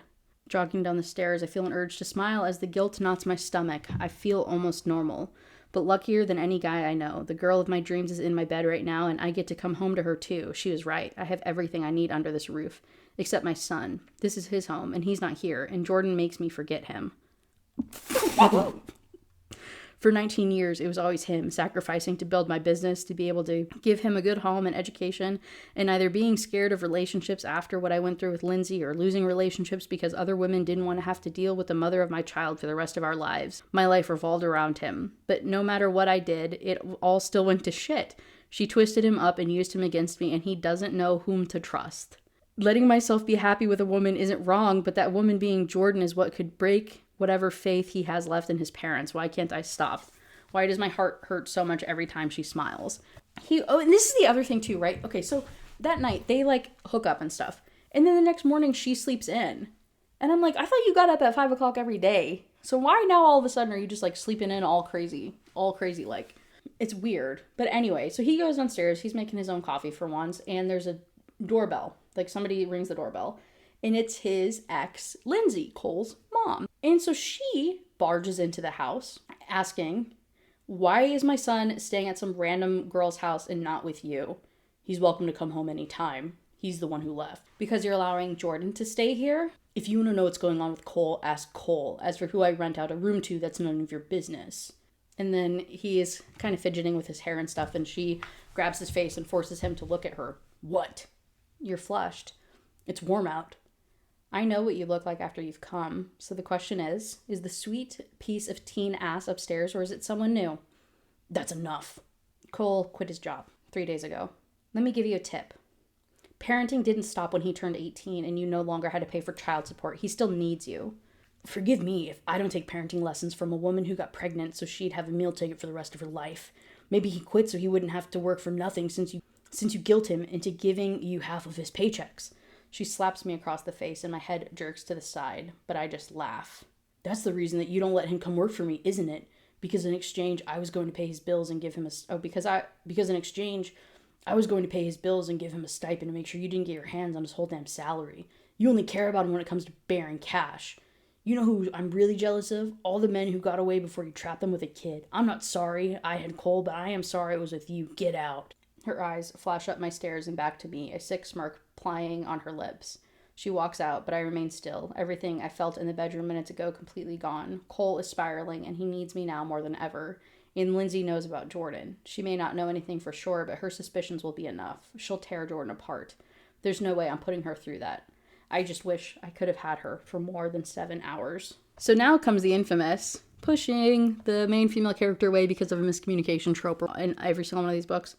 So Jordan, as Pike pretty much told her to be, she is ready for dinner that night. She's waiting for him to come home, and he doesn't show up. He's late by an hour. It's after 6, and he hasn't called or texted or let her know what's going on at all, and she feels her temper rising. She already ordered the pizza. She has the movie on the TV. She's just waiting for him, and he never comes. It's nearly 7 when she finally tries to call him again, and there's still no answer. And so she calls Dutch to ask about the work. She's like, well, maybe they had something happen. Like, I'm trying not to be like a crazy bitch about it. And Dutch is like, yeah, dude, we closed up shop like 2 hours ago. I'm sure he's just like busy. He'll be home anytime. Like, sorry, I'm not sure what's going on. So she's super upset, as one would be, for no notice cancellation. And especially right after that they just had sex, she feels super used and like dirty and weird about it. She instead decides to call Cam and says, I feel like I want to see my first wet t-shirt contest. So Cam comes to pick her up and takes her over to the Hook. Slight change of angle because I had to stand up. I was sitting on a stool. Bro, I've been sitting on this freaking wooden stool for the last like 3 hours. My ass is asleep right now. It's a terrible idea. Just don't look over here. I'm moving, doing stuff. So she goes over to the Hook for the wet t-shirt contest. And Pike comes home at 9 o'clock. She's not there. He feels a little regretful for not telling her what was going on. But he's like, I didn't have a choice. I couldn't do anything. I had to do it. But when he opens up the fridge and sees the pizza uneaten, and he turns on the TV and the movie is on, he feels bad. He feels guilty and he wants to try and find her. He calls Jordan and she picks up, but she's obviously very distracted about the loud noises that are going on, and she blows him off and tells him pretty much to fuck off. He, freaking out and piecing it together in his head that she's at the Hook, gets incredibly pissed off and rushes over there to go and pick her up. And so as he's about to go and do something about it, he turns around and Cole is in the doorway. And he's like, whoa, hey, I haven't seen you, dude. Like, where have you been? I've been looking for you forever. Like, what is going on? Cole says, yeah, I know, I'm sorry. I had some things to tie up. So what's going on with you? Your mom shows up this morning saying you quit your job? I'm fine. He calls over his shoulder. I actually have a new job. That's why I quit. A new job? Where? It's a surprise. I don't like surprises. Where's the job? He starts laughing and I scowl. Why are you laughing? Because I'm excited. I'll tell you soon, I promise. And then he asks to get tattoos together, which is the first time that Cole has really asked his dad to do anything together. And he's like, this is a real bonding moment. Like, maybe he has turned a new leaf. Like, maybe we will be close. He's excited about it, though. So after that, after he gets over this excitement with his son, he shows up to the Hook to find Jordan. He watches as Jordan gets pulled on stage and gets water dumped on her. And she's wearing that tan camisole, or the tan cami, the tan lingerie top that her sister got her for her birthday. And so he realizes she wore that on purpose. Like, she knew she was gonna come here and do this wet t-shirt contest. But she looked miserable when they pulled her up there. And the second that they poured the water on her and she got over the shock of the cold water, she like scurried away almost crying. And she makes eye contact with him. And he's still all pissed off about it. But he grabs her and starts making out with her in the middle of the club. It was an accident, she snaps. She was just playing around. I don't need any crap about something that wasn't my And then they start making out. She's like, God, what are you doing? And then he still tries to make out with her. No. She pulls away from me. I drop my arms, my heart pounding, my fingers buzzing. I'm not going to fight with you. And I'm not going to ask you to come home. I just want to say I'm sorry. About the movie, the pizza, forgetting me. I didn't forget you. I can't forget you. Whatever. And then he's like, I just felt guilty. Blah, blah, blah. And then he says, I'm falling for you. I knew you were out there somewhere. The girlfriends, the women I've dated, Cole's mother. I never wanted to marry anyone because they weren't what I was looking for. I started to think I had my sights set too high and you didn't exist. Turns out my dream girl belongs to the one person it would kill me to hurt. So he apologizes again for standing him up. Then they make out. They go out of the club. They're about to get in the car. He pins her up against the car and they're just like making out in public. And she's like, Pike, someone's going to see us. And he's like, no one will see us. And then a cop pulls up because he saw them. Yeah, and so then they get into his car after being confronted by this whole cop thing, and they're making out more, and he says, oh, I know he wants to hire you, but you're not going to work there. You got it? Oh, are you laying down the law now? I don't like worrying. This gets settled now. My sister makes good money. She's not hurting anyone, and I'm not letting anyone support me. I guess I'll do what I have to. I don't really need your permission, you know? I don't even know what I'm concerned about. You're a good girl. You don't have what it takes to work there. I'm not a girl. I press my lips together to stop smiling, but it's hard. I know. She's a woman. Ew. So then he keeps giving her crap, and he's like, well, what if Dutch came in? Or what if Jay came in and gave you $50? You wouldn't be able to dance for them. Like, you're not cut out for that life. Like, you couldn't be a dancer. Like, just admit it. Like, I don't even know why I'm worried about you working there. Like, you couldn't do that. I can't help but laugh under my breath at the ridiculous notion. If she actually thinks about it, or she mentally puts herself in that situation, she'll know it's absurd. She turns her head toward me. Are you laughing at me? I'm saying I know you. You and I both know you don't have the guts any more than I would. So let's stop wasting our time arguing about something that'll never happen. She faces forward and turns silent, but I see her jaw tense as she stares at the windshield, assuming I know her mind more than she does. Is probably condescending. But she's acting childish, keeping up this pretense. She has more common sense than that, and I don't like games. She knows she would never be able to deal with those customers, and she definitely can't strip and dance naked. She'd probably be so embarrassed to be stared at she'd break into tears. Pull into the driveway, and Jordan says, I have to go upstairs real quick. We'll get in the pool though. Let me go put on my bathing suit. I'll meet you back down here. Goes up to the room, locks herself in there, FaceTimes him, and gives him a little striptease show. Gets herself off FaceTiming him. And he gets so pissed off. He's like banging down the door and like yelling at her to open up the door for him. And she says no. And then she goes to bed and tells him to leave her alone and to go to bed, to prove her point that she could do it. I was like, what? In the middle of this though, right? Okay, so then you're thinking, oh, like that's kind of hot. I kind of like a tease. Like that's good on her, good comeback. Like I love the notion that we're like standing up for ourselves and like that's pretty sexy. Hey, I get it, man. I would agree with you if not for she can't take her clothes off and dance. You're right, she says, turning around and looking at me over her shoulder. I can't do it. I'm just a little girl, right? A silly little girl. What? She faces me again, giving me a coy smile as she tilts the screen down, and I notice that she's straddling the rounded corner of the desk. And then she goes on to get herself off on said corner of the desk. And so then he ends the chapter thinking to himself, I'd better wake up and find her on my dick in the morning or no one is safe tomorrow. As if that is not a horrifying sentence to say. That is so scary. That is so scary. I don't like this man. I don't get it. Guys, what are we doing? In the next chapter, we're back to Jordan's POV. The next morning, she wakes up and she's kind of hanging out and reflecting on the stuff that happened last night. She wanted it, like she wanted him and she was turned on by him and stuff. So again, by all means, like she is a very willing participant in what is happening to her. I don't have a problem with the level of consent here. I have a problem with the level of informed consent when you are such a young person getting involved with somebody so old, like so much older and more experienced than you, that is obviously fetishizing the youth piece of it. Not cool with that, okay? I'm repeating myself about that. I just want to be very, very clear. But to play that game and that type of commentary with a literal 19-year-old feels very borderline something that is very, very illegal. You know what I'm saying? So after that, in the afternoon, she gets a phone call from Dutch. And Dutch is like, hey, heads up. Pike is clearly, he's got something going on. He's really upset today. Like he's been an absolute ass and like a terror to everybody. So I just wanted you to give you a heads up because he's on his way home.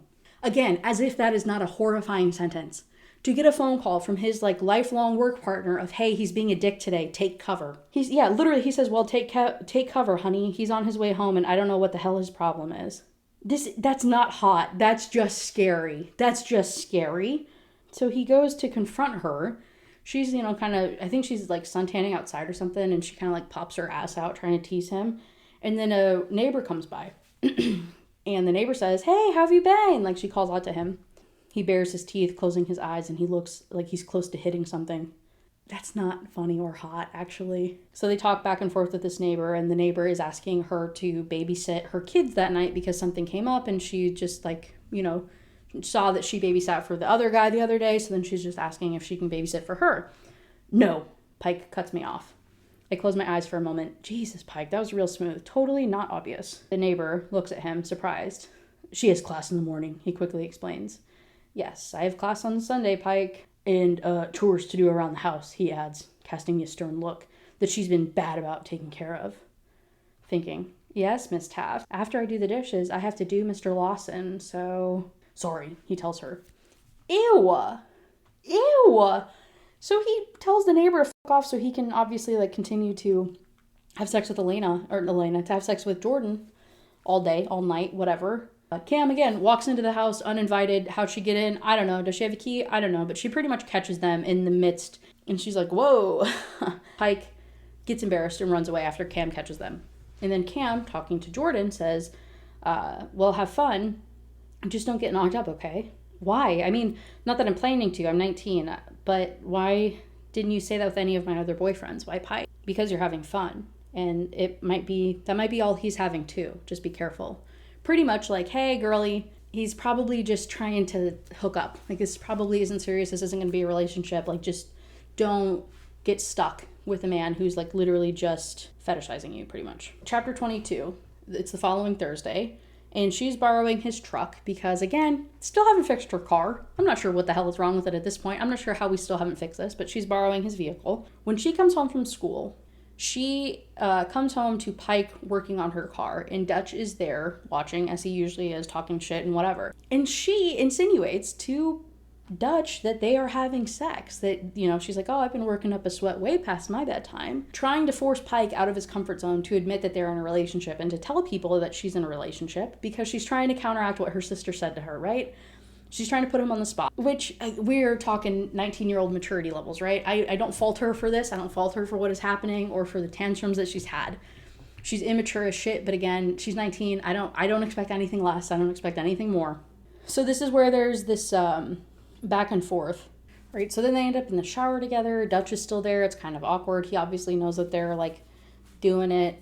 So then that night they fall asleep together. He goes to her room and asks her to sleep with him in his room, and I guess we're over the whole feeling guilty thing. They're just straight up living together at this point and in this kind of weird relationship. And they're talking about oh, do you regret me? You can be honest, even if it's just a small part of you, I'll understand. I regret the way I couldn't stop staring at you the day I moved in and you carried some of my boxes.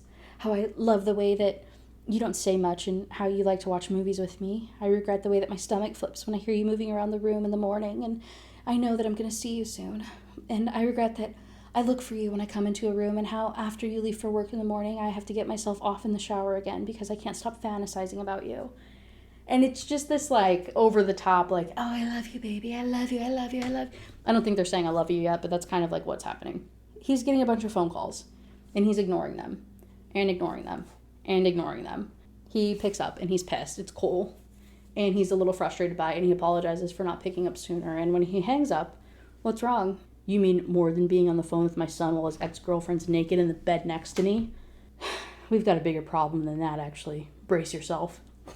What? What's the bigger problem that we have? What is the issue? The big problem that they have is the fact that Cole broke up with Elena, and so he moved back in with his mom. So they're living together. Her apartment, however, is getting new windows installed, and so they have to have somewhere to stay. So Cole asked if he could stay at Pike's house. But he also wants his mom to stay at Pike's house because he doesn't want his mom to stay in a hotel. Even though Pike offered to pay for it, it ends up being this weird thing. I don't fucking know. It doesn't make any sense. Cole obviously has his room. Pike has his room. Elena moved into the guest room. And so the mom has no room to stay in. And she's like, I'm not sleeping on the couch. Like, I'm a grown woman. I'm not sleeping on a couch. Like, Jordan and Cole can sleep in a room together. It's just sleeping, like, whatever. And Pike is like, that's inappropriate. Like, they're not dating anymore. Like, that's not cool. But Jordan doesn't speak up for herself. And so he blames Jordan. And he's like, whatever. If she doesn't want to speak up for herself, she can sleep with Cole in his room. Internally, losing his mind, though, because he's like, if they've slept together before, they could sleep together now. And you know, what if they do stuff? And what if she realized that she regrets being in a relationship with me, or she doesn't want to be with me, and she actually wants to be with somebody her own age? Like, what if this changes everything? And is just fretting. But he didn't do anything to defend her. And also, why would Cole not sleep on the couch and his mom would sleep in Cole's room? Why is Elena the one that's getting kicked out of the room? That doesn't even make any sense. Out of the guest room. That doesn't make sense. She lives there full time. Like, why would she move elsewhere? The dynamic makes no sense. She's pissed because she's like, you didn't stick up for me, dude. Like, fuck off. I'm not going to say anything either. Like, I don't want to be more drama for your family. And so they go out that night.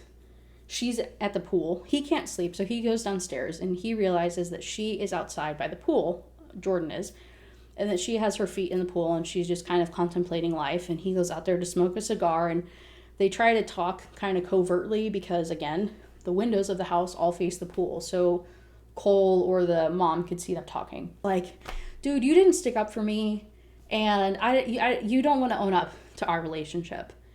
Like, if you're not going to own it up, then cool. Like, you never will. I got it. I'll just leave. I don't want to do this anymore. You should have told them that we were sleeping together and I didn't need to sleep on the couch because I could sleep in your room. Like, you should have told them that we're in a relationship. And he's like, it's more complicated than that. And she's like, no, it's not. She's like, I'm just not worth it. And he's like, it's more complicated than that. And she's like, no, it's literally not, dude. Like, just tell them that we're dating. Like, tell them that we're sleeping together and that you love me and, like, get it over with. And he can't. So ensues the third act relationship drama. In doing so, she's at work, she's a bum, she's feeling sad, clearly hasn't slept.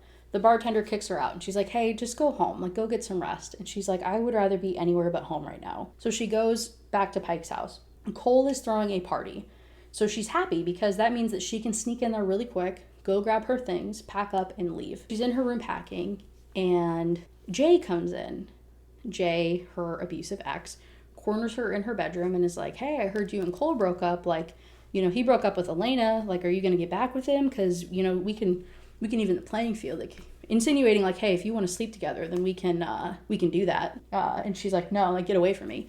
She pretty much like pulls up a knife, or she had I think it was a knife or something sharp, and threatens him. So he's like, whoa, like, you crazy bitch. And then leaves and is all pissy about it. So she packs her things.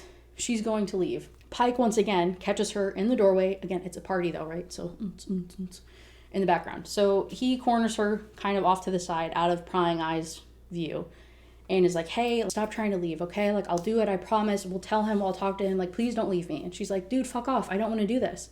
I can't. Like, you're leaving me hanging. You're making me feel like a dirty whore. Like, I'm not going to be your secret. I'm not going to be this secret relationship with you. Leave me alone. As they're kind of having this fight, Jay comes up behind them and he's like, oh, that's what you're into, Jordan. I got it. He's like, you're just a little fucking whore. And so then Pike hauls his ass outside and actually beats him this time and punches him. And so then Cole comes up and he's like, what the fuck, Dad? Like, what's going on? You know, pulls Pike off of Jay. And Jay's like, don't worry, we can share the little slut. And so then Cole is like, what the fuck? And Jay's like, yeah, like, your dad and her fucking. And so then Cole punches Jay. So that's how this all comes out. In the middle of the street, in the middle of the neighborhood, in front of this party, fist fighting in the front yard. Cole finds out that his dad and that his dad and Jordan, have I been fucking up that name this whole time? Oh my God, I'm so sorry. Finds out that his dad and Jordan have been sleeping together. So he says, fuck you, to his dad and leaves. And Jordan, with her stuff, shimmies away, gets in her car and drives off. Just disappears into the night. She goes back to the bar to pick up her last paycheck, and she gives her boss gives her a couple extra hundreds, a little wad of cash, and says, take care of yourself, disappear, touch base. But you're too good for this town. You're too good for that drama. You need to move on. It's time. Like, you can do this. I'm proud of you. You got this. So she does. For 2 months, she is gone. We'll get there though. Cut to Pike. He wakes up the next day and Cole's gone. Cole joined the fucking Navy. And so that was like his last day. That was his goodbye party to see all of his friends and stuff. And so the mom comes by and she's like, yeah, you prick. Maybe if you were involved in your kid's life, you would know he would join the Navy. It takes months to join the military. Like, he had all these appointments and all this other stuff, and like, you're just not involved and you're not talking to him, and like, you're a piece of shit father. And he's like realizing, I've lost my kid and I lost the girl of my dreams and I've lost everything and I'm just a miserable and he can't get a hold of Cole. Like, so he's just leaving voicemails, and he decides to write him a letter, and he does all this research in that 2-month period of, you know, how to contact him. And he realizes, even in an emergency, if I had to contact Cole, I would have to talk to the Red Cross to get a hold of him. I laughed so fucking hard. Homie's at basic training, and like, if you're not like familiar with military stuff in any way, you do call the Red Cross if you have like an emergency communication that needs to happen with a service member, but it's like when they're overseas. If they're on some clandestine mission and you can't get a hold of them, or like they're on a ship in the middle of the Pacific, you know what I'm saying? Homie's at basic training. He's down the road. He's a couple hours away. Dude, just call. Like, you don't call the Red Cross for that, I guess is what I'm saying. Like, I think Penelope Douglas just like Googled how to contact a military member in an emergency. So anyway, he finally learns, talking to the recruiter, that you just write letters to him. Like, he'll get to you when he gets to you. Or he'll have phone access eventually, and like, he'll be able to call you and stuff. So he's trying to. Cole ignores him the entire time, though, understandably so. But he does go to Cole's graduation. Cole sees him, meets him back at the house, like, later on, and is like, hey, thanks for coming. Like, I know I didn't talk to you, and I've been upset with you and stuff, but like, I get it. I fucked up. I'm not mad at you. I understand if you do love her. I get it. And there's like forgiveness and parenting and moving on. So now, with his son's blessing, he decides, okay, well, maybe I can actually do this. I don't know where she is, though. She's avoiding me. And Shell, the bar boss, and Cam won't tell me where she is. Like, I don't know where she is. I don't know what to do. Finally, Cam is like, oh, it's been 2 months and he looks miserable. He looks really sad. Like, we should tell him what's going on. And so she does. She's like, yeah, she went to one of her friends in Virginia. She went to go and help and work at her friend's motel. He's like, what motel? And Cam's like, if you really care, I guess you'll find out. And so he does. He drives all the way to whatever state I just said, I think. I don't know, one of them. He drives a couple hours away, going up and down all the roads, going to all these motels, trying to find her. Oh, and then the tattoo. So then when Cole does come back from basic training, they get tattoos together, and he gets a candle etched onto my skin. It feels like it's actually lit. The smoke from the wick drifting up the inside of my arm all the way to my elbow. I've known since Cole first mentioned tattoos 2 months ago that something that represents Jordan was the only thing I wanted for the rest of my life. The birthday girl and her wishes. She'll always be a part of me. So like I said, shortly after that, he realizes that he wants to be with her. There's a whole other side thing about these other people that are staying at the motel that are shady characters that have nothing to do with anything. I don't know if this is a standalone book, so I have no idea why I give a shit about some like trafficking thing that's happening in this motel. I'm really confused why I got like a whole 10 pages about a guy that does not matter. It was so stupid. I was waiting for this to feed into like a series or something, and that's not what happened. So I'm just wasting my own time. Anyway, he picks her up from the motel. They make love. They decide to get together. It's a year later, and he proposes to her, and they're gonna get married, yay! And then the other epilogue chapter is like 9 years later, and there's kids, I think. I'm pretty sure they got some running around. I don't give a fuck. I didn't read it. I don't care. I know how this ends. Happily ever after, the abuser gets with the young girl, and they get to live happily ever after, and he sucks the youth from her. And she just becomes a docile housewife that will no longer get to do all these crazy things that she had potential to do. Because even though he found her bucket list, which had listed a lot of very mundane things that he could give her, like having a room that was a library, like stargazing in the back of a pickup truck, like a couple other things, having a clothesline in the backyard. Really basic stuff. That's all she'll ever have now, because now she's dating an old man who has trapped her in a small town with no intention of going anywhere else. An abused, emotionally abandoned young girl who has no idea what it means to actually live or be in a healthy relationship is now trapped forever with an old guy who was the first nice man to ever actually give her decent attention and do something nice for her, and now she's stuck with him forever. This one wasn't as bad, like I said, of anything that we've been reading lately. This was like, by no means was this bad.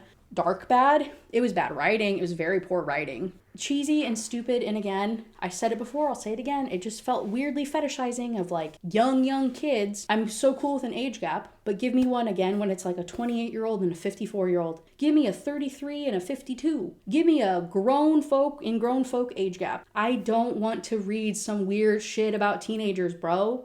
I don't want to, if you even say high school once in your book, I don't want to fucking read it, okay?